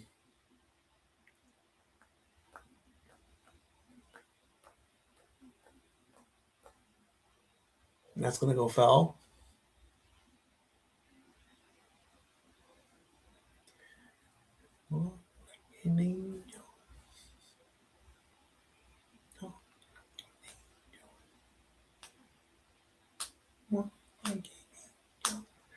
Yes, it's true. First series to start regular season with opposing players that hit home runs in MLB history. DeLauder and Raley. There you go. 2 and 2 the count. Got him. Swing and a miss, and Raley goes down again. That is strikeout number 4 for Ciccone. Dominic Canzone coming up next with 2 down.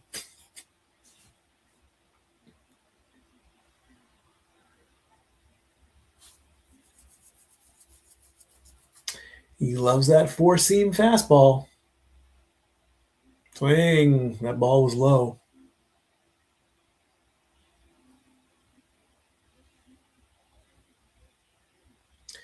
Dominic Canzone, younger pitch, younger in his days. He was an Indians fan. That ball is low.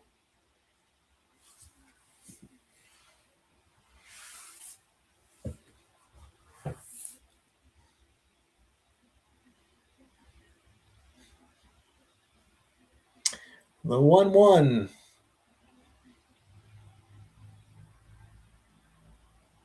Got a piece of that one. It's going to go in. The left fielder's going to make a run for it. Slides and the ball comes out, so it's not a catch. And that is going to be a double. As Canzone gets lucky with a double. He tried to slide. The ball didn't even come close to his glove. So the second hit for the Mariners is a double.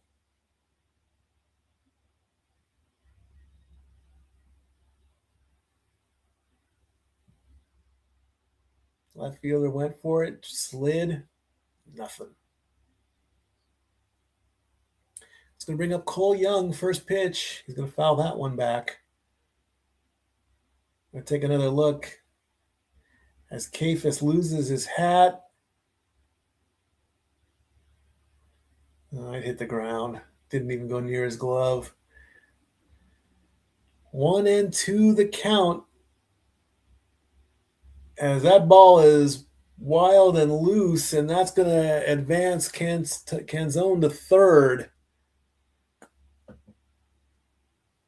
Catcher lost the ball on that one, literally. Ball bounced low, bounced up high, wild pitch, and now the Guardians have a chance to go up ahead with a base hit here. 2-2 the count.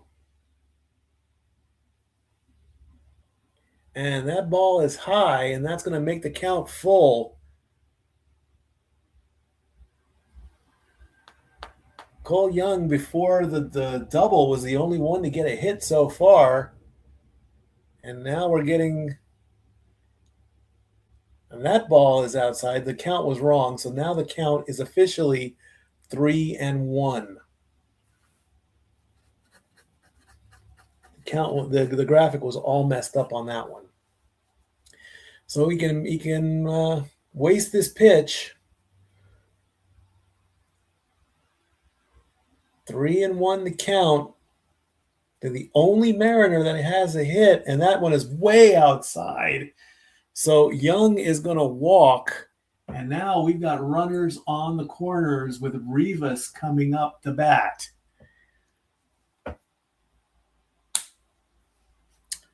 Who struck out, but he should have challenged on that last at bat. Well, runners on the corners. A base hit will give the Mariners the lead. And that ball is outside for ball one. Looks like we're getting some warming up in the bullpen. No pitching, just a bunch of stretching. That ball is that's a bad call. Come on, Rivas. Don't argue, challenge. It's called a strike, but he should have challenged that one, and he didn't. That's twice he's done that. 3 bad calls for the ref. 1-1. Gets a piece of that one. That's a base hit, and that's going to give the Mariners the lead with an RBI single.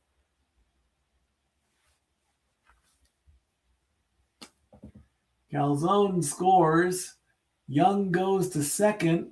Rivas with an RBI, and the Mariners are up 1-0.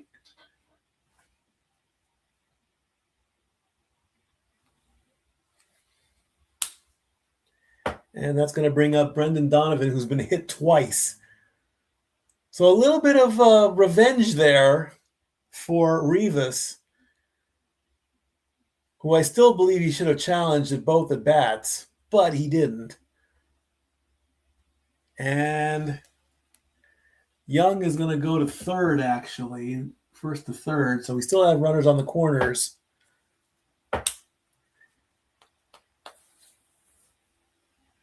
Let's not hit Donovan again. Getting hit twice in one game is something. Getting hit 3 times, the pitcher's got a problem. Still a lot of stretching going on in the bullpen, but nothing in the form of pitches just yet. First pitch to Donovan. That's in there for a strike.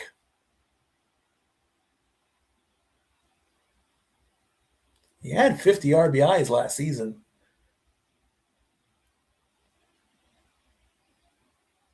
Runners on the corners. Next pitch. That's low and outside. Ball one.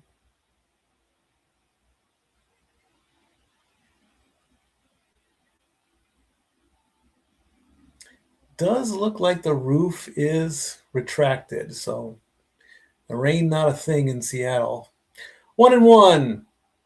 Got a piece of that one. It's going to right and off the wall and out of the park. And that is a 3-run shot for Donovan. 340 feet, 99.8 exit velocity. And now the Mariners have a 4-0 lead. How about that? The Trident comes out for Donovan. The Golden Trident. When you get a home run, the Mariners give you a Golden Trident and a bunch of high fives.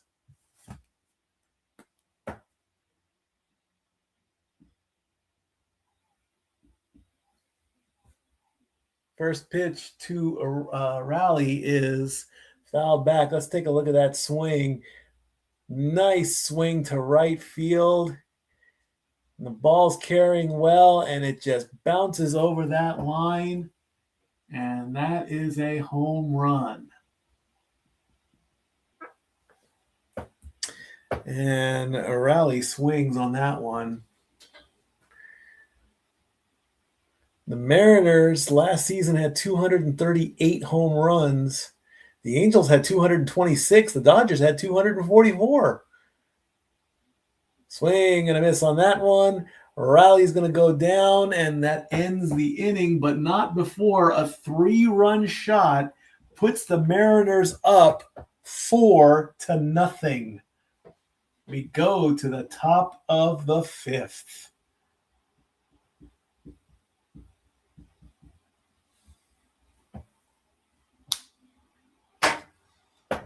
How about that?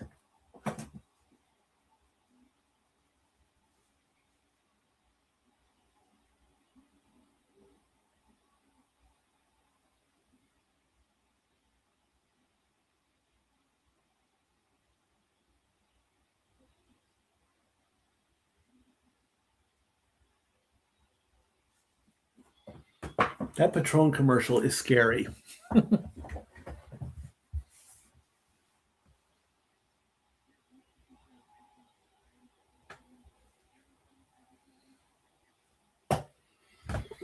Let's try these chocolate chip granola bars that I got.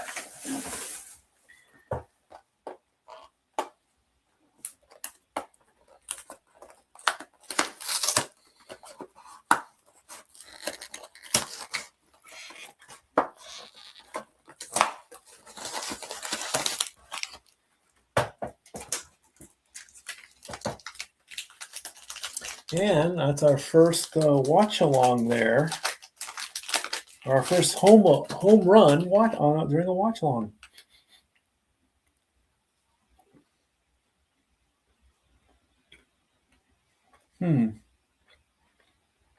Not bad.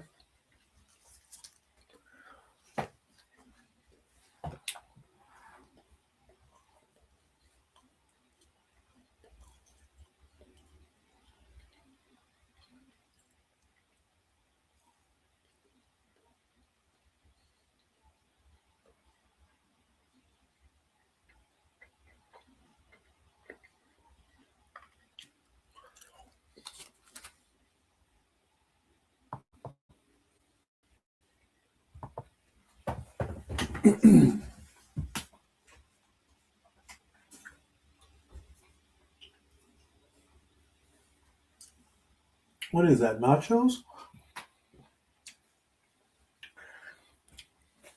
First pitch to Naylor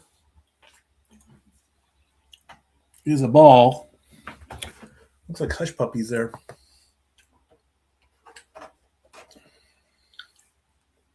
Next pitch, that's a ball. Makes the count 2-0. Oh, so if you get like French fries or nachos, the bowl is in the shape of the stadium. So if you get like wings and fries or nachos out there, that's a ball. That's 3-0 to Naylor. So now he can just sit back and relax, I think. Looks pretty tasty for nachos. I mean, and it's got little cup holders on the side there. And that's on the line, so that's a strike. Bo Naylor struck out on his first at-bat. He can waste this pitch if he wants. Got a piece of it, swung, and it's going to foul back, so that's going to make the count full.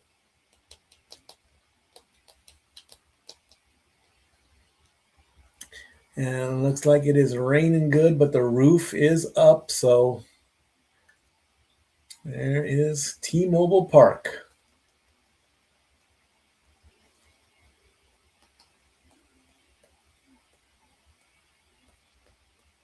Payoff pitch, swing and a miss, and Naylor goes down again, and that is strikeout number 8. 1, 2, 3, 4, 5, 6, 7, 8 strikeouts for Hancock.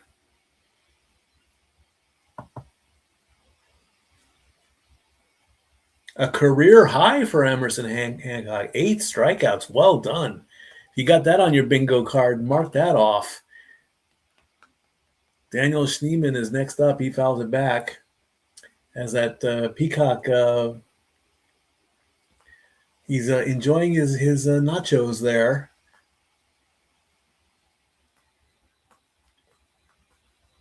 That ball's outside. That's a ball. Well, you know, even journalists and they have to eat during a game too. You know, I mean, it's okay to have a little snack once in a while, but 1-1 the count, and that ball's going to go and it's going to bounce off the first base, literally, as the first baseman makes the play himself. And Schneemann goes down on the unassisted play, and that's 2 down. Arias is up next. Lucky bounce. The ball literally bounced off first base right into the glove. So it is a fair ball. Hitting the base constitutes being a fair ball. Wasn't an out, though, because at least it hit the bag. That's going to bring up Gabriel Arias. He grounded out his first at bat. 4-0 the score, 5th inning.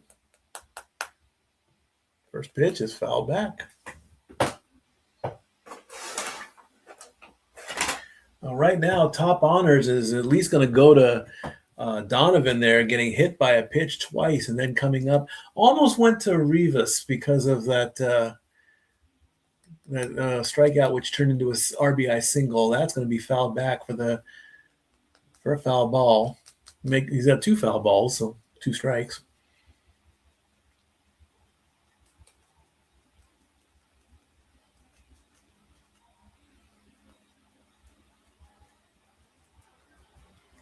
.81 pitches for Hancock. That ball is down low, so that's going to make it 1-2. 82 pitches, so his pitch count's getting up there. I don't know. I mean, he's got a 4-0 lead right now, but might want to start thinking about the bullpen on that one. And he gets strikeout number 9 as Arias goes down. Swing and a miss as we go to the bottom of the 5th.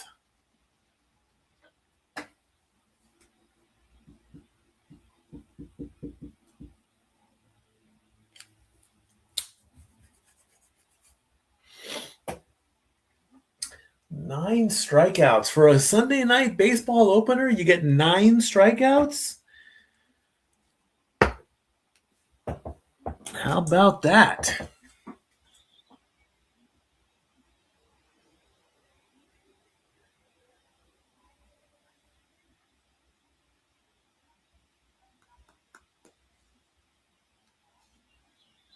5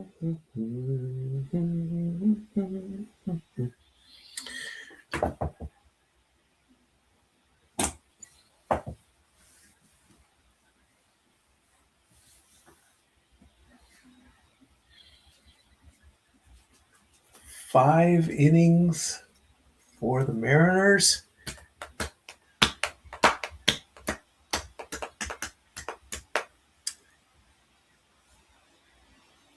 One, 2, 3, 4, 5, 6, 7, 8, 9, 10, 11, 12, 13, 14.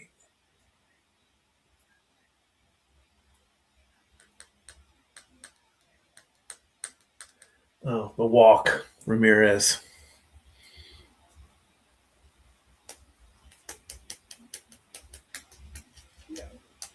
Know where I was going with that one.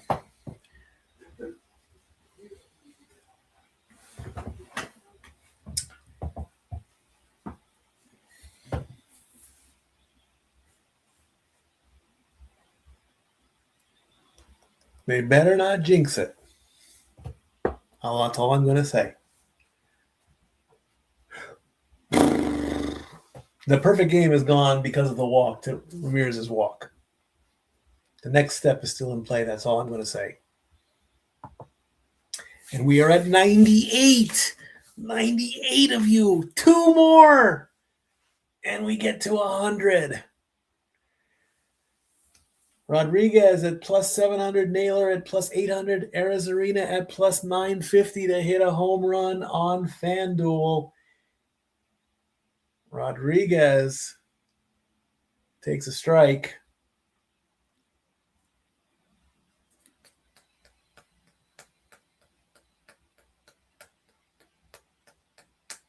Next pitch, way outside.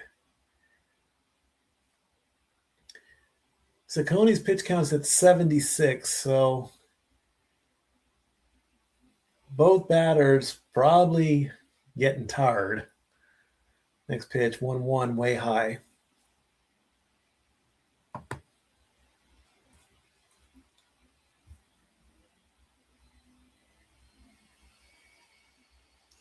Two and 1 the count. Next pitch was a ball. The defending AL West champion Seattle Mariners. That's in there for a strike. 2-2 the count.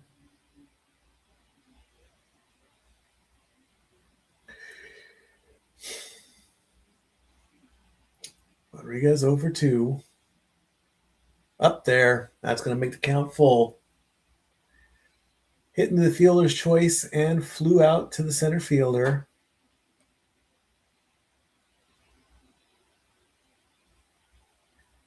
Payoff pitch number 1. It's full. What do you do?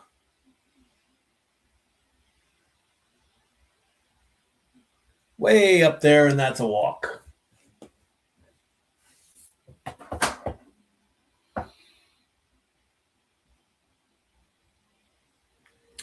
Well, that's going to bring up Naylor. Josh Naylor comes up.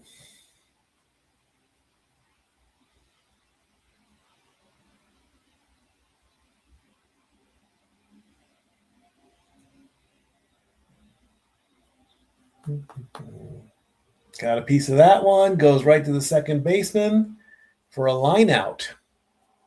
Went right to his glove. Or not to the shortstop, excuse me. Oh, that's an F6.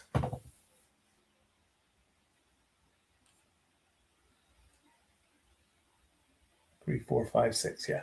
Went right to his glove. He's smiling on that one. One away for next pitch to Arizarena. In there for a strike. Randy Arizarena, 0-2, fly out and ground out. Runner on base for the Mariners. Just touched the line, but called a ball. Yeah, I'm giving that a bad call. That one would have been close. I would call that one a strike. I'm calling that a bad call. It looked like it just nicked the line on that one, and the next pitch is fouled away, so that's going to make the count 1-2. That one was very, very well, now that I think about it now. It was very, very close. That's a ball. You make it 2-2. The Guardians have the longest World Series title drought, 77 seasons. Why are we even talking about this? The season's only 4 days old. 2-2 the count. That ball is up high, or Zarina flinched on that one, so that's going to make the count full. You don't start talking about the World Series in March, April, okay? Get your tickets now for 6 months in advance. Come on.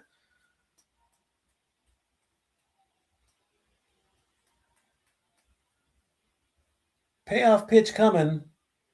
Got a piece of it, and it's going to go into left center, and it's going to drop as the left fielder and the center fielder almost collided into each other. And that is going to be an RBI double for Arizarena. And that's going to make the lead 5-0 as Rodriguez comes all the way around. Diving catch attempt by the left fielder failed big time. And the Mariners get a bit of an insurance run. RBI double. This could be it. We could have. It looks like the pitching coach is coming out, or someone's coming out.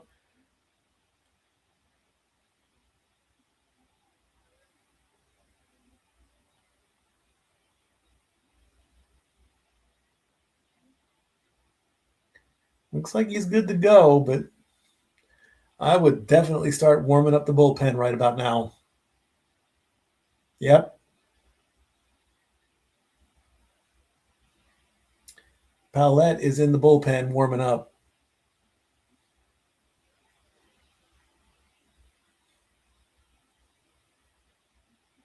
Luke Raley 0 for 2 so far with he struck out twice. One down. Mariners up 5-0. That's in there for a strike.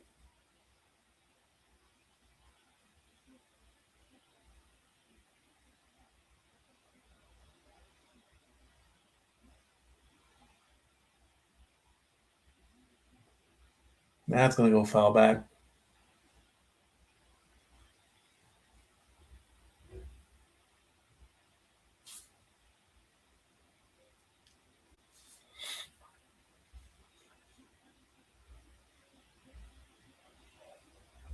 Oh, and 2 to Raley. That's a low outside.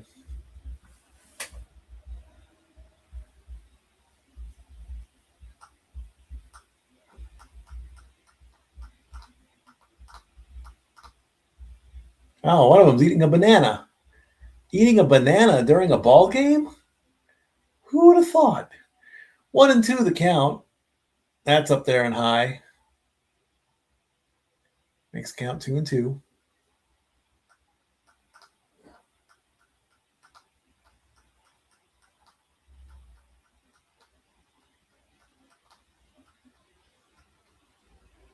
That's outside for ball 3.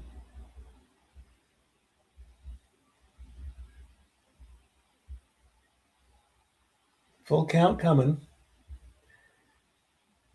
Eating a banana in the bullpen out there in the. How about that? Seeds, bubblegum, that kind of thing, but a banana? Full count pitch. Got a piece of it, and it's going to go past the second baseman in the center field. And is that going to be an RBI? It surely is. Raley gets an RBI single. Arizarena scores, and that makes it 6-0 Mariners. That's pretty much going to do it for Ciccone.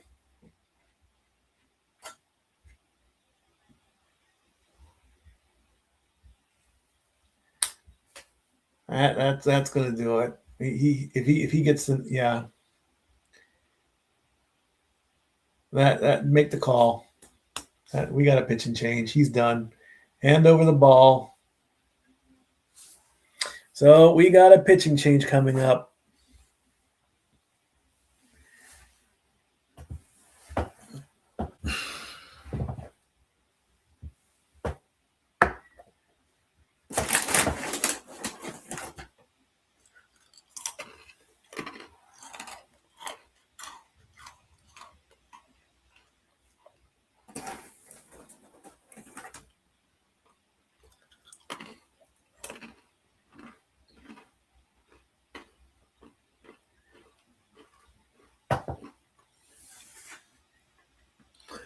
All right, let's get the numbers on.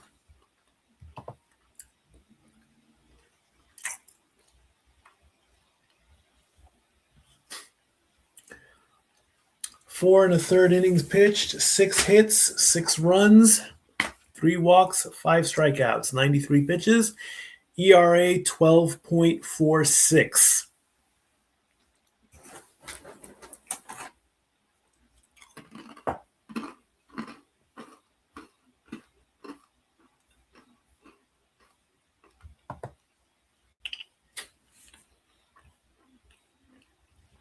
As Peyton Pallett comes in on the pitching change.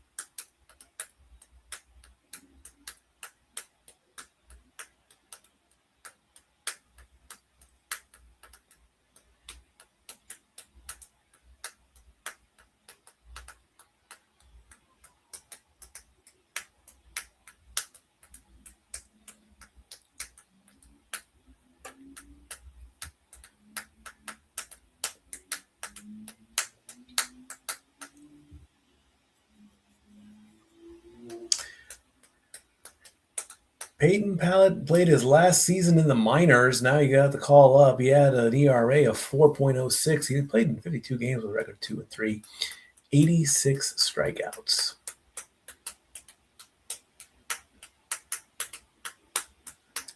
And here's Canzone. First pitch, outside, ball 1.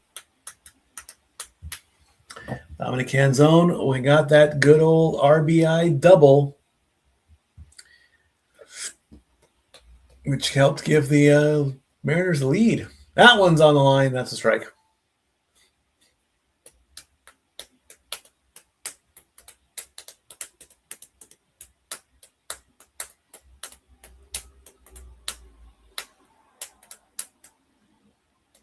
That's in there.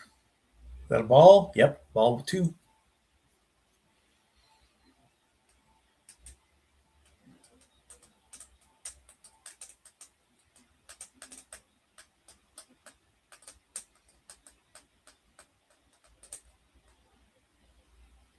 Ooh, catcher got hit in the mask. The pitch was a foul ball. Let's see what happened here. Ooh, ball went off the bat into the mask. Ooh.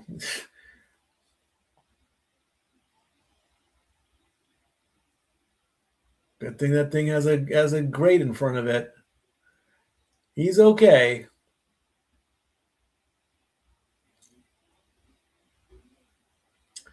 Two and two the count. That's going to get away. And that's going to be getting hit. Canzone gets hit. The third Mariner to get hit tonight. It's going to put Rayleigh on second. 2 batters have been hit in one game. Are we in Houston or are we in Seattle? What's going on here? First pitch. Going to go into the infield and catch. So Cole Young is going to pop out to second base, I believe. Nope, shortstop.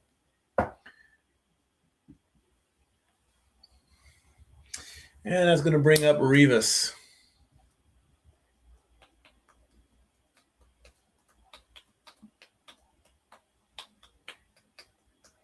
Two-way. First pitch to Rivas.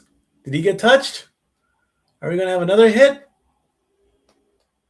No. It's a ball. Rivas, of course, with the RBI single in his last at bat.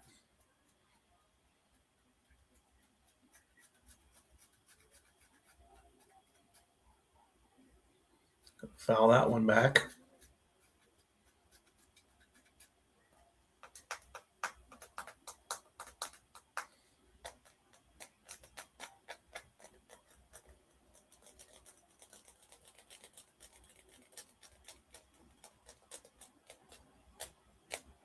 One and one. Did he go? Yeah, he went. That's a strike. Oh, yeah. That was a strike all the way.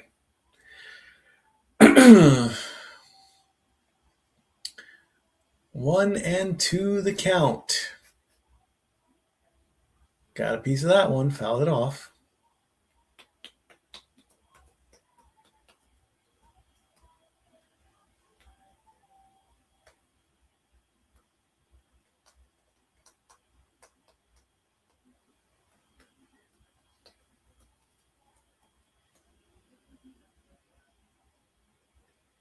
Got him. Got him looking.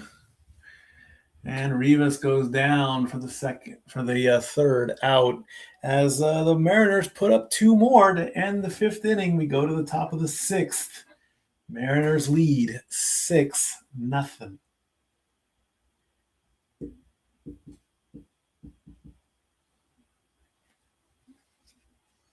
Okay, this Patron skeleton commercial is freaking me out.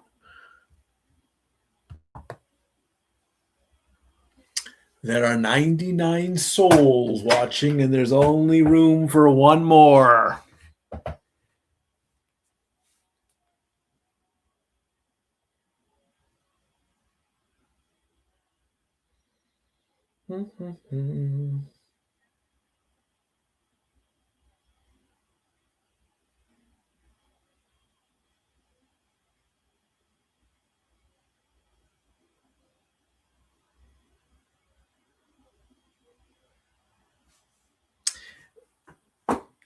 Ah.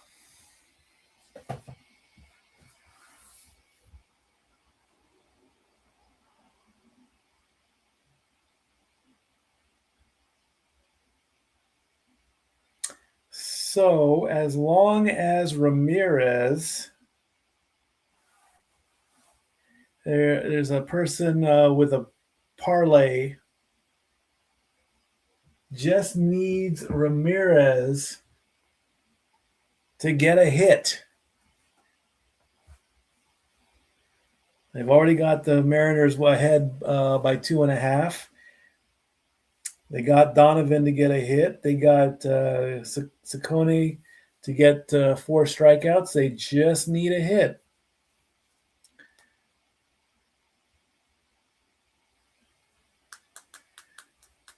Good luck. Rooting for you.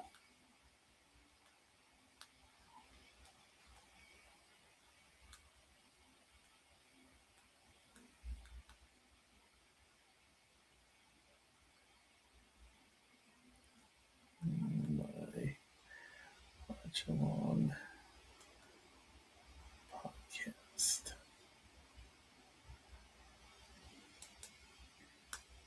Now let's see.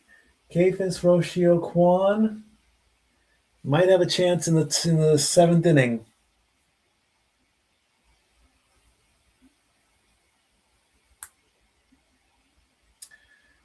Hancock is staying in. His first pitch to Kefis is outside.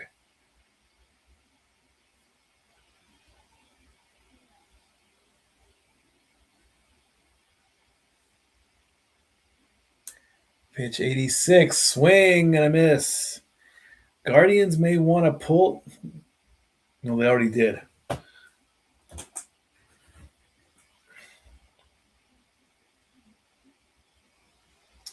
1-2 the count.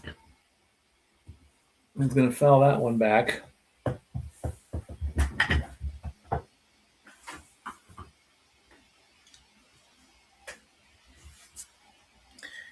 Can Hancock get strikeout number 10? He's got a 1-2 count on Kafis. That ball was high. It's going to make it 2-2.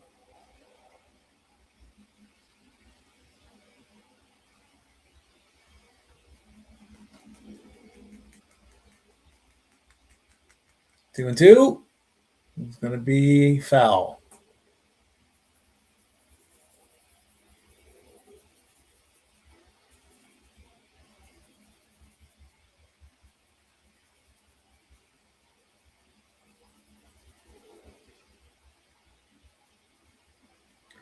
First strikeout number 10. That's going to be hooked. Up into the upper decks, too. Move it a little bit to the left. Home run.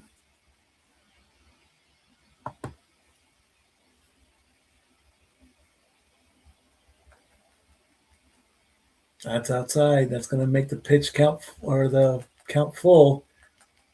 Hancock looking for strikeout number 10. Definitely so far the best pitching performance, even though we've only done 2 watch alongs. Oh, that's going to be a walk. All right. Second walk of the game for Hancock. So that's going to bring up Rocio.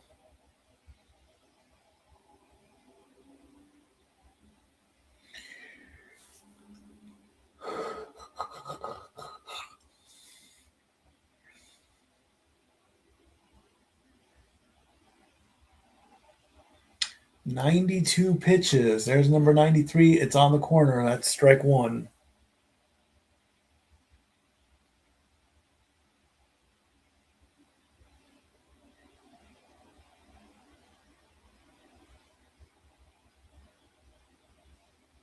That is outside. Ball one. Getting up there in pitches.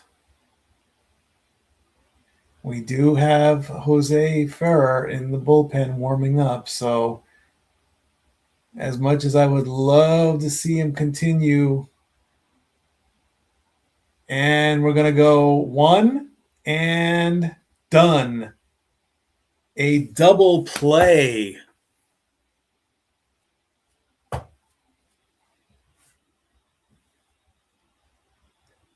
A 3-4-3 double play.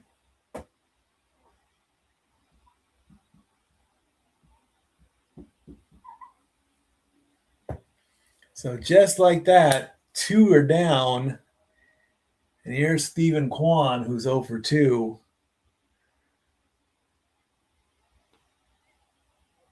That's outside. Ball one. That was number 96.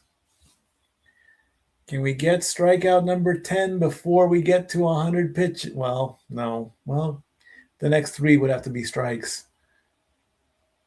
Got a piece of that one, and it's going to be a ground out to the first baseman. And that might just do it for Hancock at the end of the 6th inning. Well, the top of the 6th inning anyway. We'll see what the Mariners do. And I'm going to go downstairs to get my hoodie.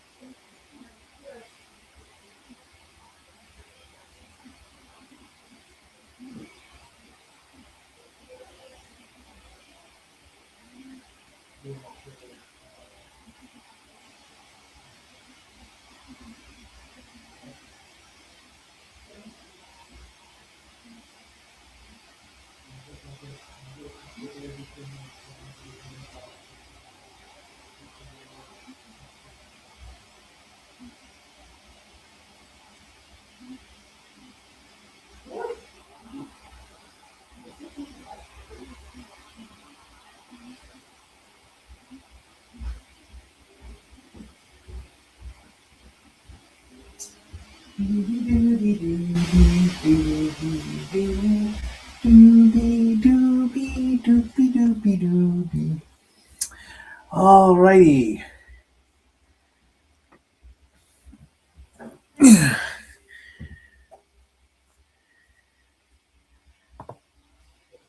Had to put on the hoodie. It's cold. First pitch is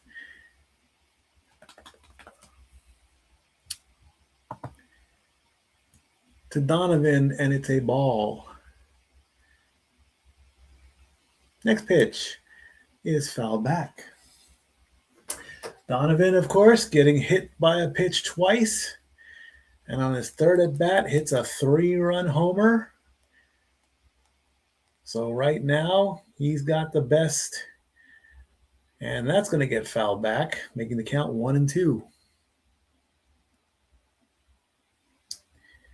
Home of the 12s, where the Seahawks play. T-Mobile Park,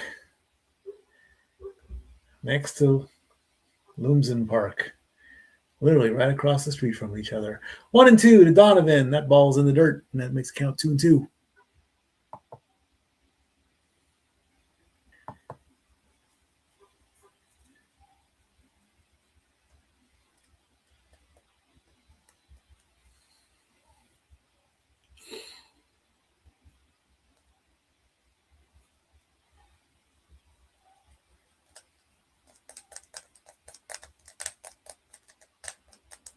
Two and two in the dirt. That's going to make the count full.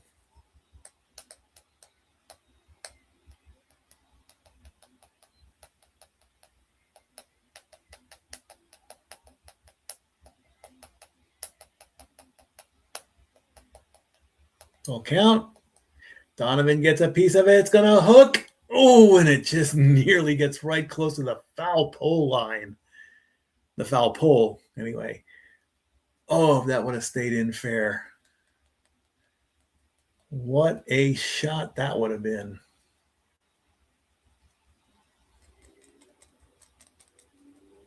Gets a piece of that one. That's going to go into right field for a base hit. Donovan gets his second hit of the night. And it's a single.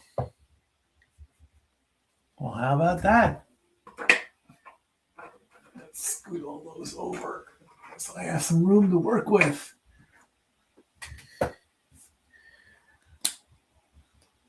Donovan gets his second hit, and he's on first base.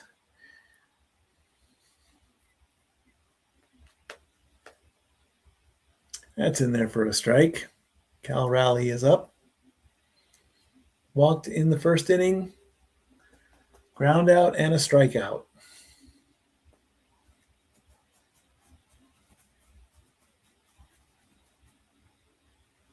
And that ball's going to get away. And Donovan's going to get the second on a wild pitch.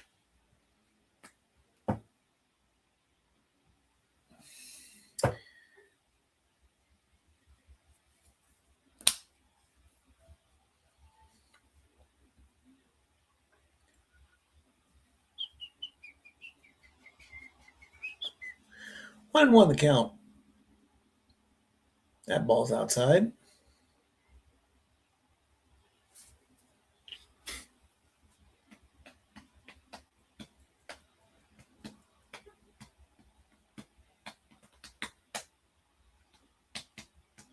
Two and one. Gets a piece of that one. It's going to go in along the left field line. Here comes the left field, and it's going to bounce and go into the stands. So I think that's going to be a ground rule double. The left fielder tracked the ball.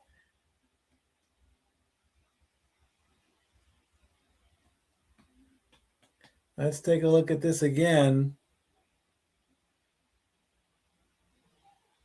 Kafis comes over from center. The ball bounces right there and then goes out of play. So that is a ground rule double. And Donovan is going to score to make the game 7-0.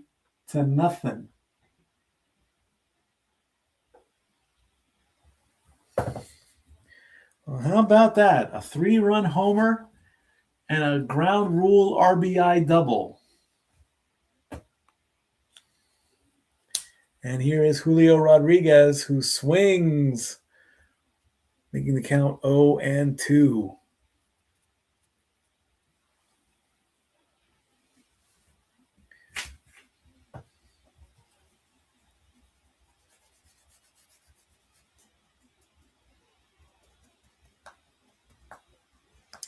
The 0-2 to Rodriguez.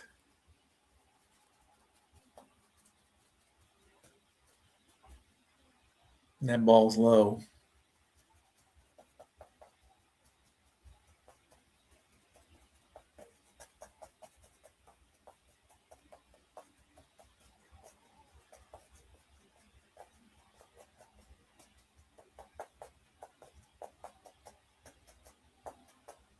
One and two, got a piece of it just on the very, very tip of the bat.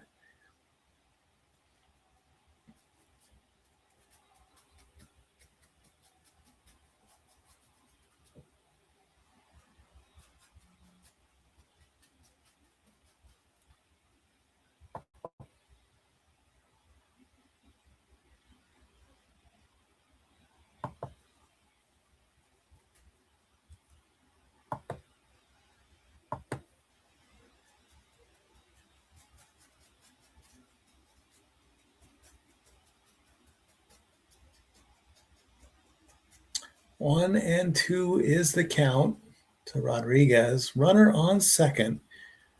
Mariners leading 7-0. 1-2. Got a piece of that one. And it's going to go right to the left fielder for the first out.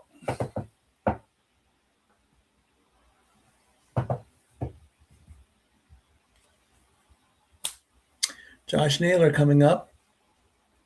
0 for 3.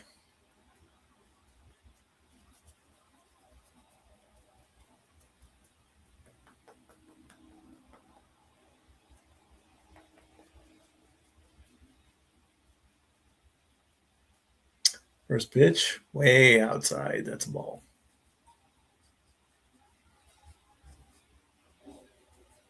And the roof is officially closed in Seattle, in T-Mobile Park. But it is still cold. Gets a piece of that one. Going to go right to shallow center. Shortstop's going to take that one. And that's 2 away. And that's going to bring up Randy Arozarena, who, of course, had that RBI double his last at bat,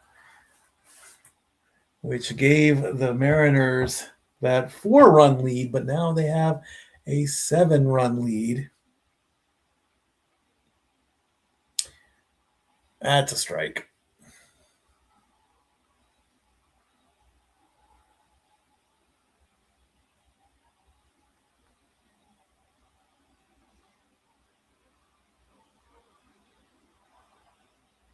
That ball is low and got away. Rally's going to stay put on second base.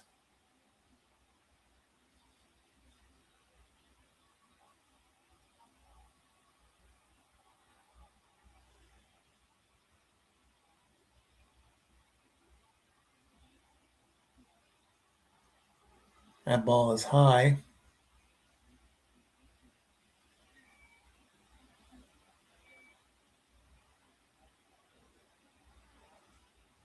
Two and one the count.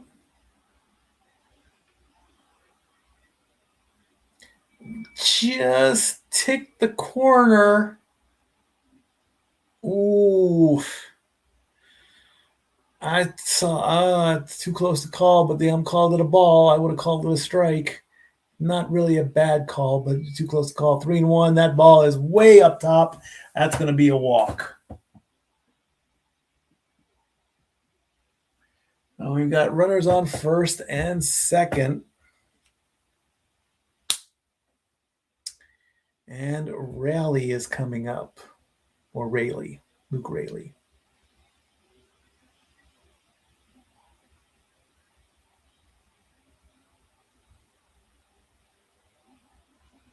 Well, he's 1 for 3. And whew, that ball almost hit the umpire in the leg. That's ball 1.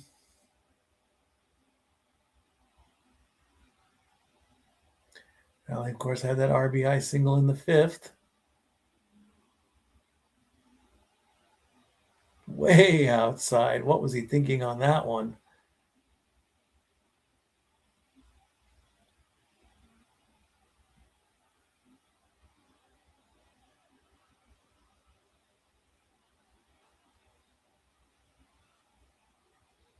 Swing and a miss. He had a pitch to use on that one. Next Sunday's game is going to be the Cardinals and the Tigers. St. Louis versus Detroit. 2-1. Got a piece of that one. It's going to go into left center. Left fielder's coming in, makes the catch, and the inning ends.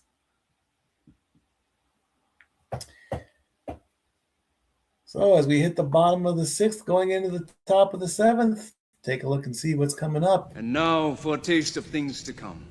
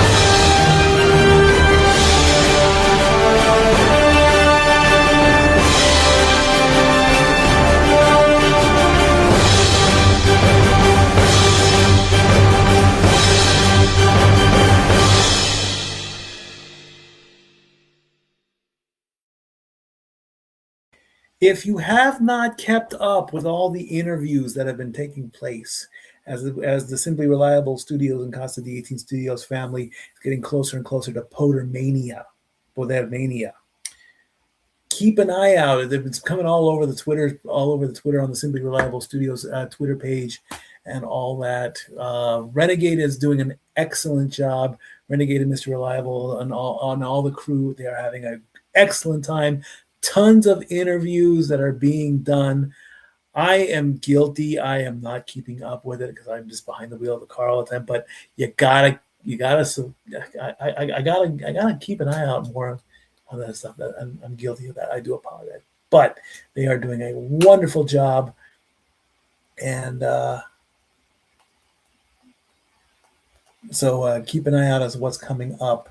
As we've got a pitching change for the Guardians. Cooper Criswell, who had 7 games last season, he is now pitching for the Mariners. First pitch was a ball. Second pitch was fouled back.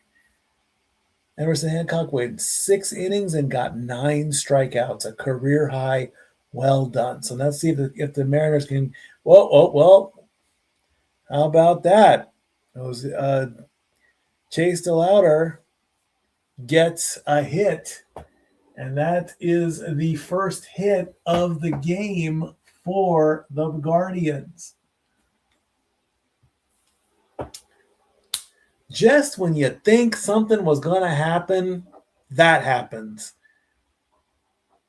The home run king of the Guardians gets a hit. Maybe that'll start something. We'll see. Up next is Ramirez. Now, if Ramirez, I believe he needs to get a hit here for that parlay to hit. So let's see. This could be it for the parlay.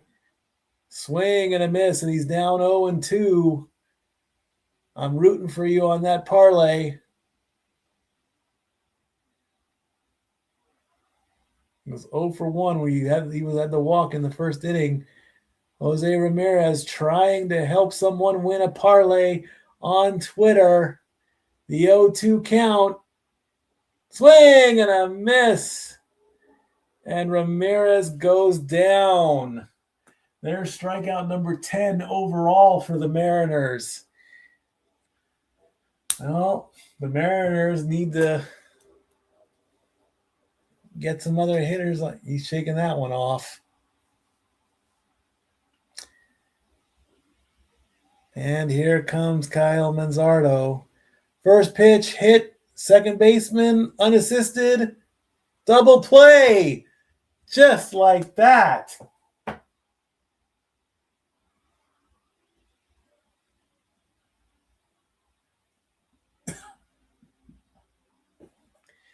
And just like that, the top of the inning now becomes the 7th inning stretch and the bottom of the 7th.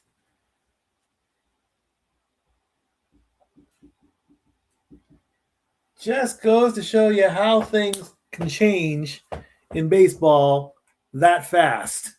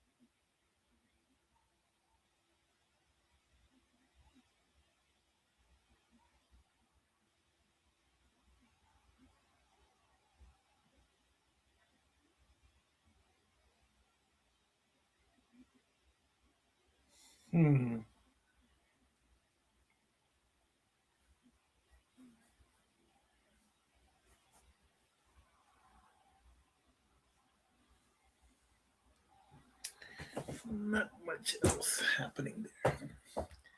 Let's see. What's going on? We have any? Oh, hockey. Didn't talk about hockey tonight. Oh.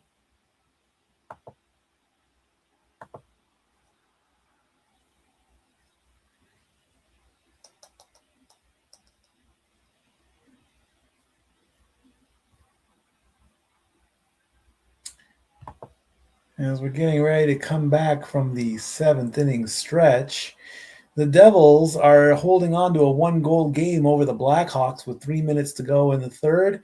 Stars and Flyers are tied at 1 with 4 minutes to go. The Lightning beat the Predators 3-2 today. The Canadiens beat the Hurricanes 3-1. And the Bruins beat the Blue Jackets in a shootout 4-3. So not much going on in the hockey.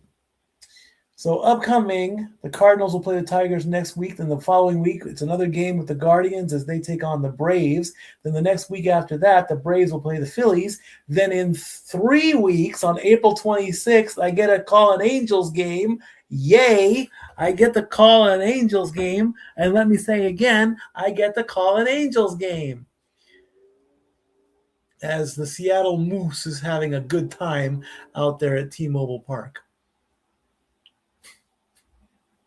Moose. As Colin Holderman is now coming in to pitch for the Indians. Oh, boy, did I catch. Yeah, no, I didn't catch myself on that one, folks. I slipped on that one big time. I will admit that wholeheartedly.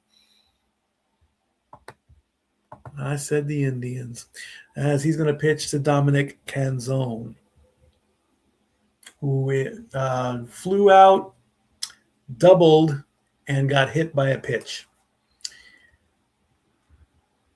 7, 8, 9, 3 innings left to play, and this game will be in the books, and that first pitch is way outside.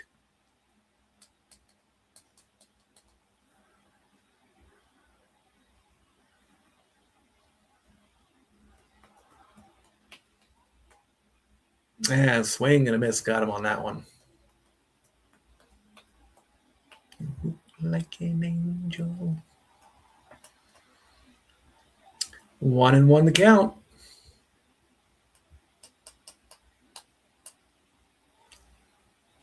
Outside, close to the corner, but the ump makes the right call, and it's a ball.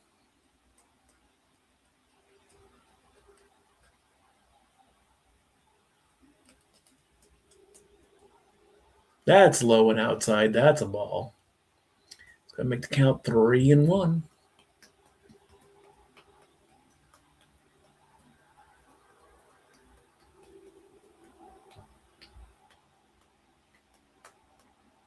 That's in there for a strike.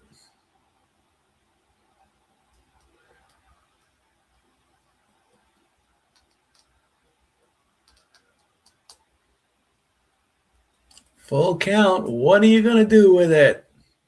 He's going to get a piece of that. That ball's going to go into center field. And the center fielder makes the catch, 1 away.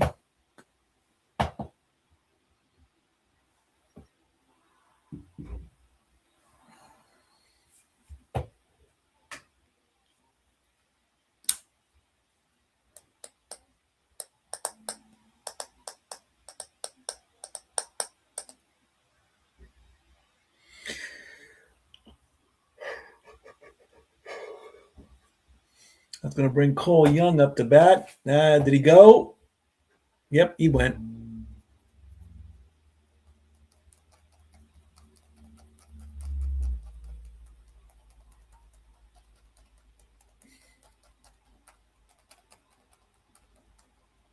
That's in there for a strike. And Young is down in a hole 0-2.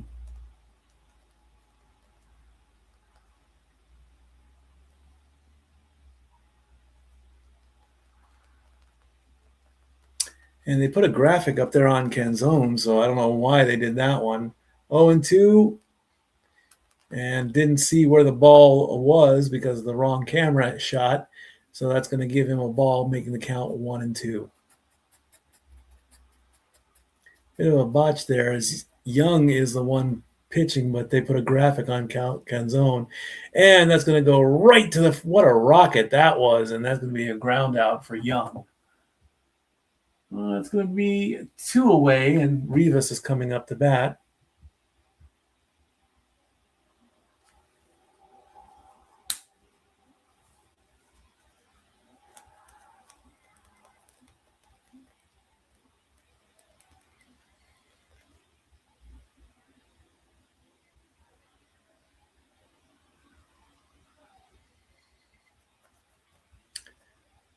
And that's in there for a strike.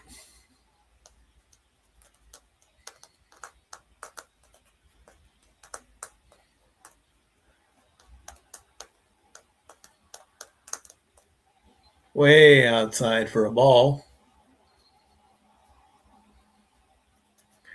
Rivas is 1 for 3. Had the RBI single in the 4th.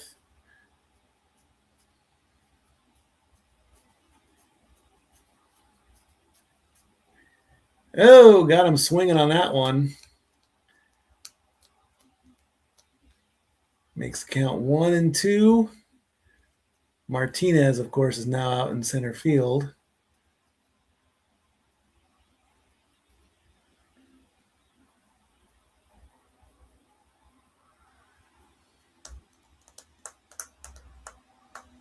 Umpire cam. Rivas going to hit that ball. It's going to go to the third baseman. Third baseman's going to throw to the first baseman. That's a ground out, and that takes care of inning number 7. We go to the 8th.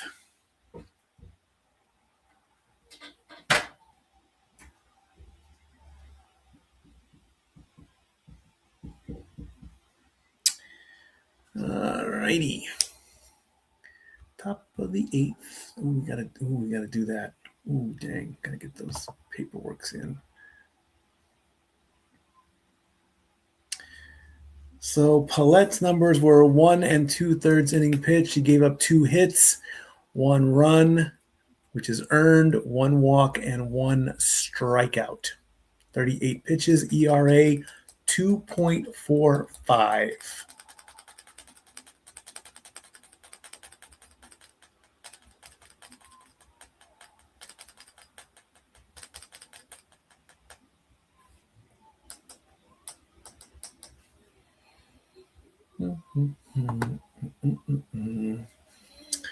Still at 99.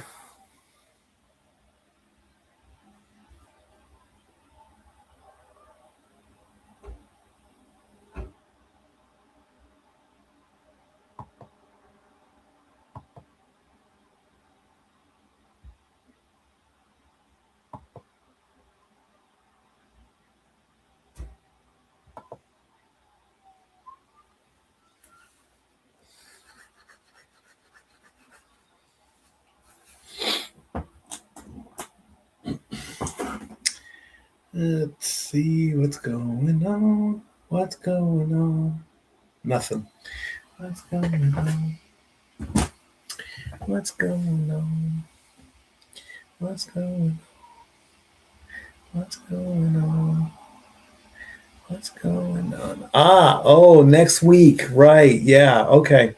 So next week's game, of course, is the Cardinals and the Tigers, which we already said. The week after that, April 12th, about an hour and a half away from Sevier County near the Virginia state line, it's the Food City 500 in Bristol. It's Bristol, baby. So more than likely, depending on the times, it could maybe even be a doubleheader that day, depending on what happened, depending on the times there and all that. I'll have to take a look at it, but we could do the Food City 500 and then go right into the Guardians and the Braves, really. Or I could just do the Food City 500 and not do Sunday Night Baseball. Who knows? Naylor takes a strike and then fouls one back to make the count 0-2 as we are in the top of the 8th. I never know what I'm going to do. I have a plan and then I just throw it out the window. That ball is high, making the count 1-2. Let's see, what time is the race? As that ball is outside, so that's going to be making the count 2-2.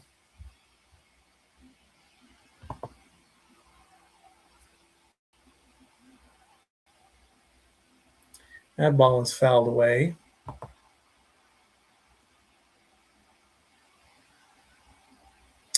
Yeah, the Food City 500 is at 3 o'clock. I don't know if 4 hours is enough time. That ball's going to be fouled away. I don't know if it's going to. If we might do baseball in progress that week. Who knows?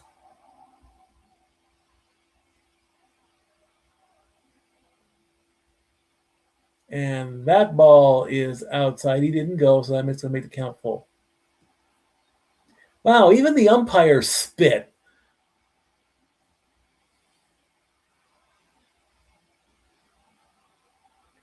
And that ball is going to be fouled back.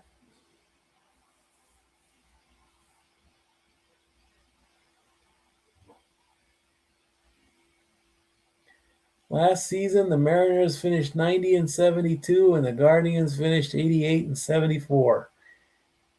And that's going to go foul.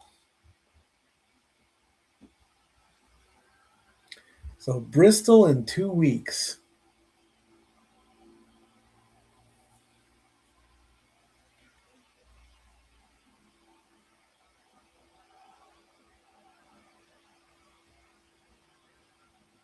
That ball is high. Did he go?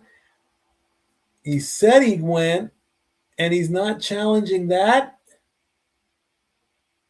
Yeah, well, there's no need for a challenge. He swung.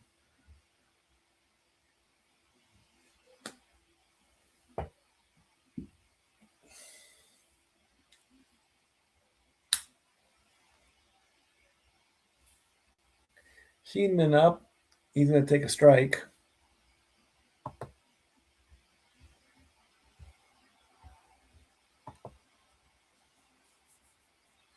And he's going to foul that one off. Foul tip.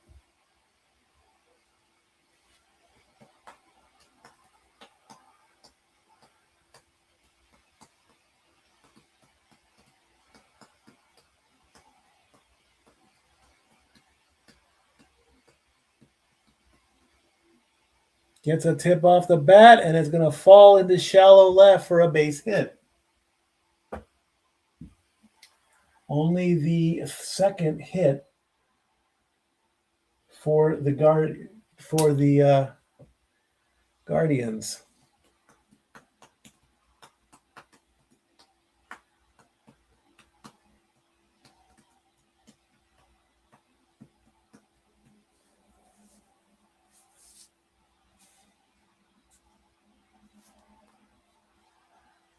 And Arias takes strike one. Swing and a miss on that one.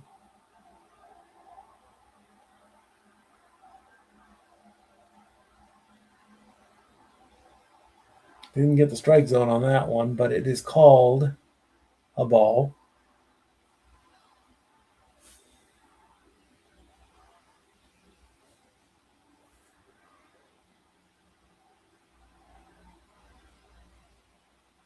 That one's foul.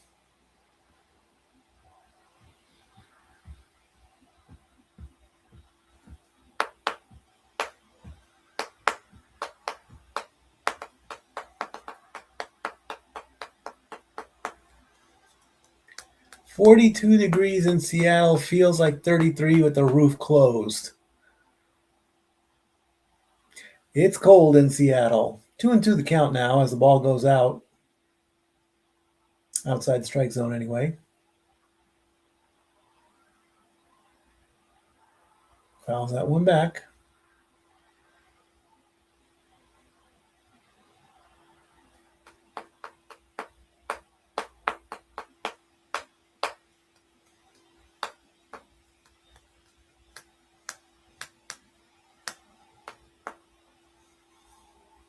That's outside. That's going to make the count full.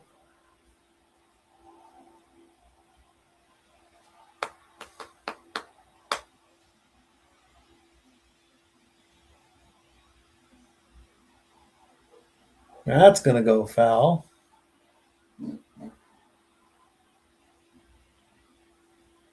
Who wants a ball? Who's an autograph fly? Nobody. No thanks. Okay.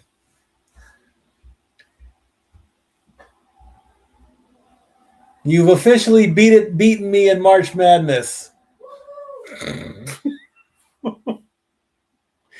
That ball touches the corner, and that is going to be a strike. And Arias can't believe it. But he challenges it, and it's still a strike. So the Guardians are going to lose the challenge on that one.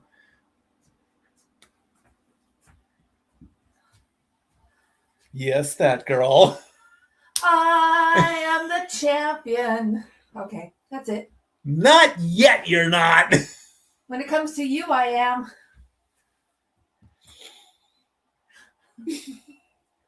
And that's the moment when my heart breaks. I shall return. Said every war veteran general in history. I let her win. She heard that. Oh my God. Swing and a miss on that one. She got more points than I did in March Madness. It's okay.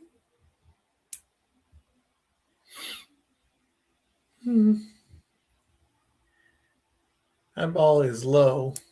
I wonder why he challenged that pitch. I don't know. Just so he could do it, I guess. I don't know. 1-2 the count to Kafis. CJ Kafis.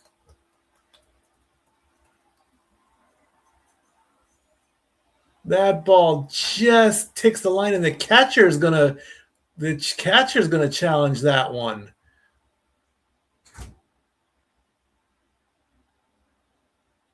And it is a strike. It did touch the line. So that is going to turn it into a strikeout. As this is now the first time that has happened. It was called ball.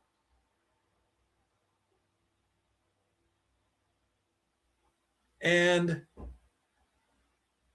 CJ Kafis now is the first player to be called out on a challenge. The pitch was called ball. The catcher challenged it, and it was overturned and a strike. And Kafis couldn't believe it. So now the ABS has helped a player, Aaron Judge, and hurt a player, CJ Kafis.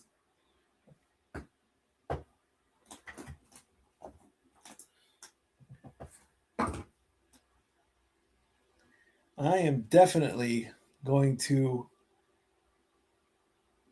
How is there not a tweet on that? Well, I'm going to make one right now.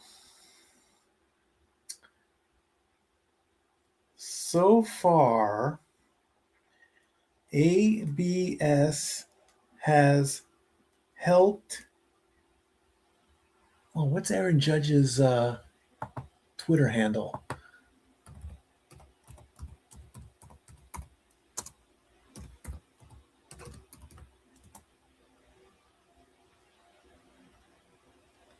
At the Judge 44 has helped the Judge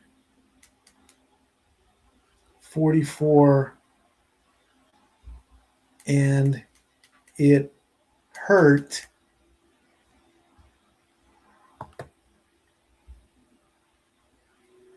Does CJ Kafis have Twitter? CJ Kafis Twitter.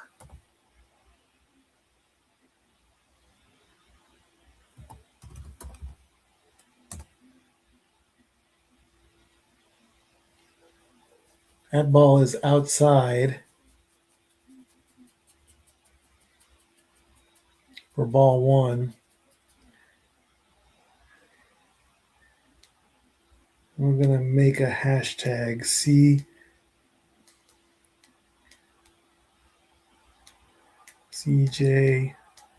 Kafis with a strikeout. Post it.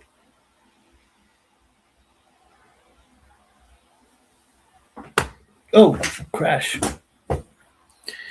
All right, 1-2 the count to Donovan, who is by far getting top honors tonight so far after getting hit by a pitch twice and getting a 3-run home run. He's run twice. He's 2 for, well, technically, could you call that 4 for 4? And that is a strikeout for Donovan.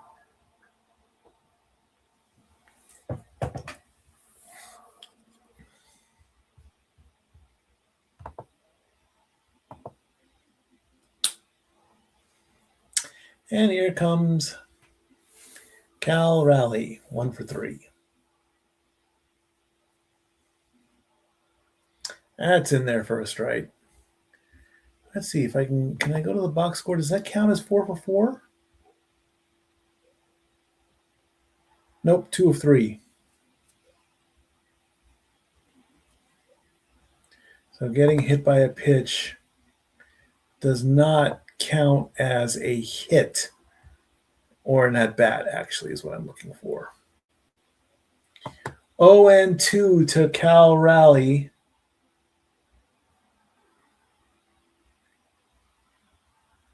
And that ball is low.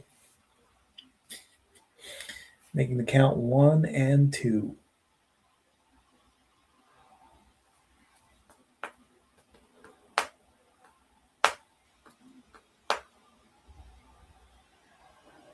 That ball is low. That's going to make the count 2-2.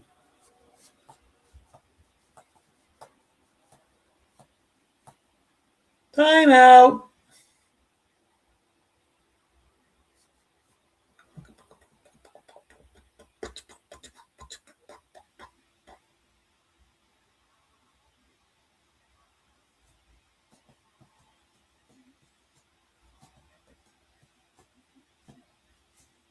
Two and two. Gets a piece of it. It's a foul. Foul ball. Nobody wants the ump.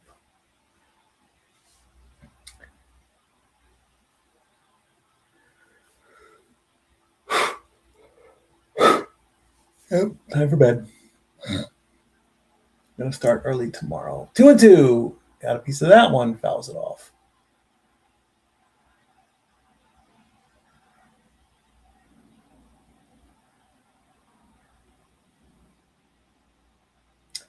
Two and two the count to Raleigh. North Carolina. 2-2. Here we go. Got him swinging. It's going to be a grounder. Short second to first.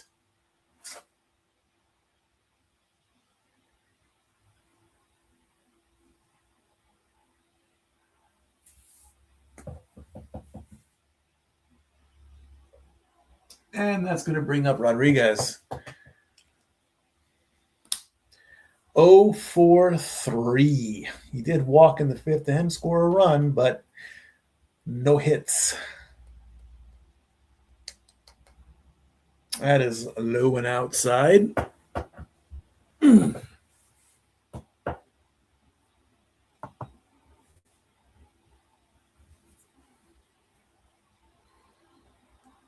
Next pitch. It's going to go to this. Oh, it's bobbled. It is bobbled. Rodriguez is going to get on base. That could be an error. Yep. Ruscio fielded wrong. That's going to be an error. That's going to put Rodriguez on first base. And that's going to bring up Josh Naylor, who's 0-for-4. Of course, the Mariners really don't need a run here, but that's going to be low and outside.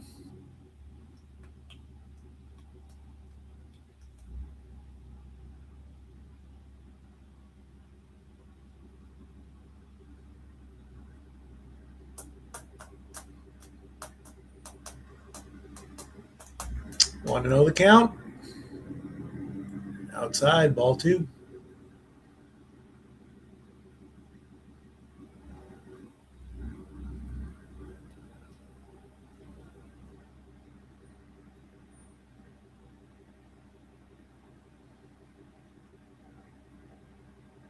Outside, ball 3.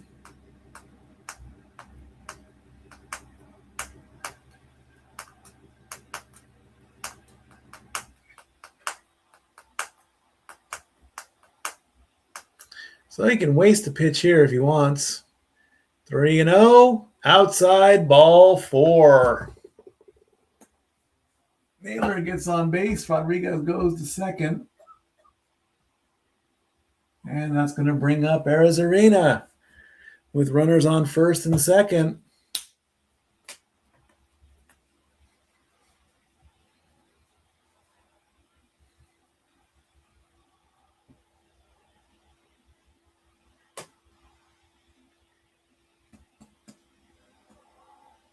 Arizarena swings the first pitch and it gets past the shortstop.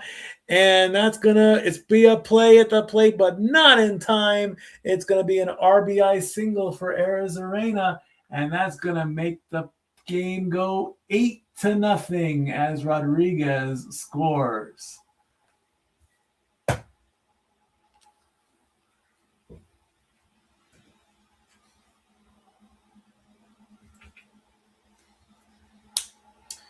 I think that's 2 RBIs for Arizona. All right, Luke Raley's up.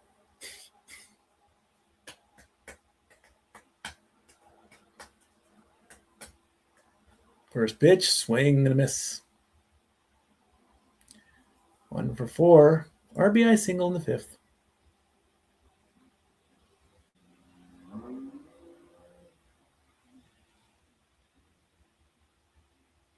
Just touches the corner. That is for a strike. Good call. Good call.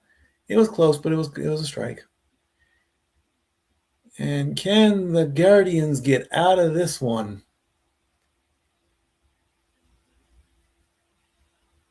Swing and a miss, and that puts Rayleigh down. And we go to the top of the 9th. This could be it, folks. 3 outs away from a shutout.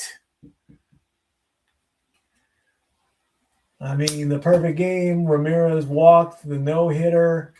That went to DeLauder, who had the hot bat. So we are 3 outs away, and we have hit 100 viewers. Thank you so much. We're going to play this for the final time. 101. And now for a taste of things to come.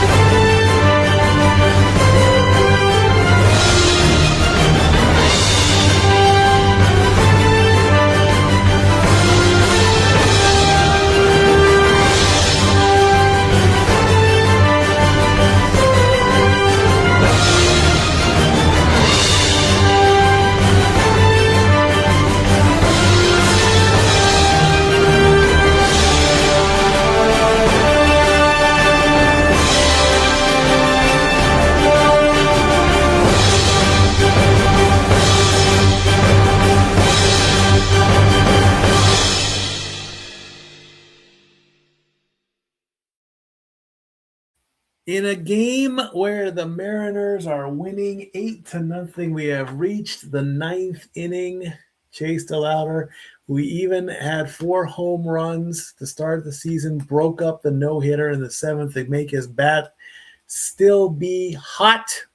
It just wasn't a home run, but that's okay. First pitch, first swing for Ruscio, and it's going to go right to the left fielder, 1 away with an F7.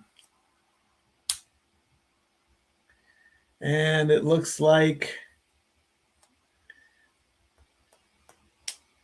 we are 2 outs away, and here is Quan. No, that's not Quan. That is Martinez, who substituted for Quan. We have a Angel Martinez. He's going to swing, and that ball is going to go foul for strike 2. So Angel Martinez, who took over in the outfield, is now in the lineup for Quan. And he's down 0-2. He gets a piece of that one, and that one went foul. Looked very close, too.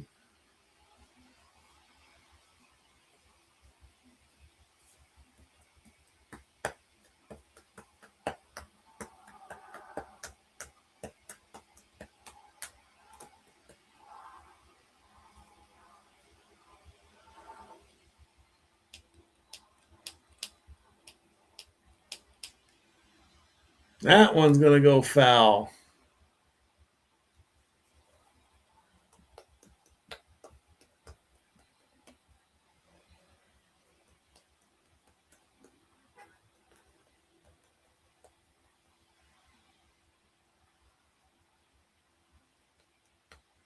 Oh, 2, that's outside for a ball.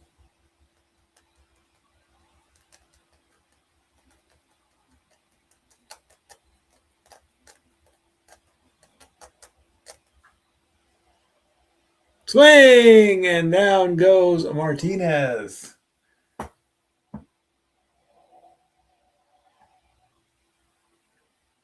And the guard, he lost his hat too, lost his helmet. Martinez swung so hard, he lost his helmet. So the Guardians are down to their last out. Criswell going for the save. First pitch is in there for a strike. It's David Fry. David Fry coming in for DeLauder. Swing and a miss, and that's strike 2. 1 strike away. Seattle will play against the Yankees, and then they will play against the Angels this next weekend. Can this win the game? Nope, too high.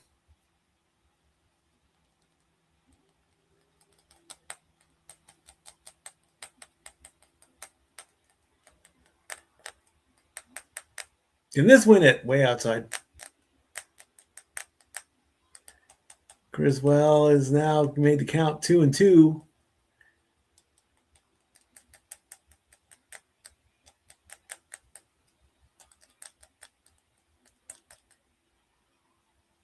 And Fry is going to hit one to left, and that is the game. Your final score with an F7 out there, and the Mariners shut out the Guardians 8-0.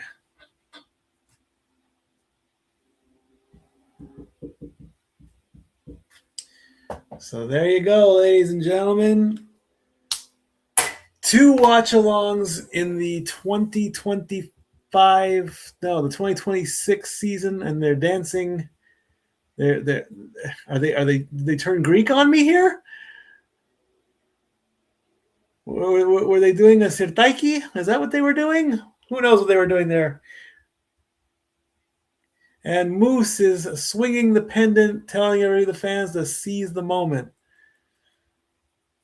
Did the Mariners just Greek dance? I don't know what I just saw.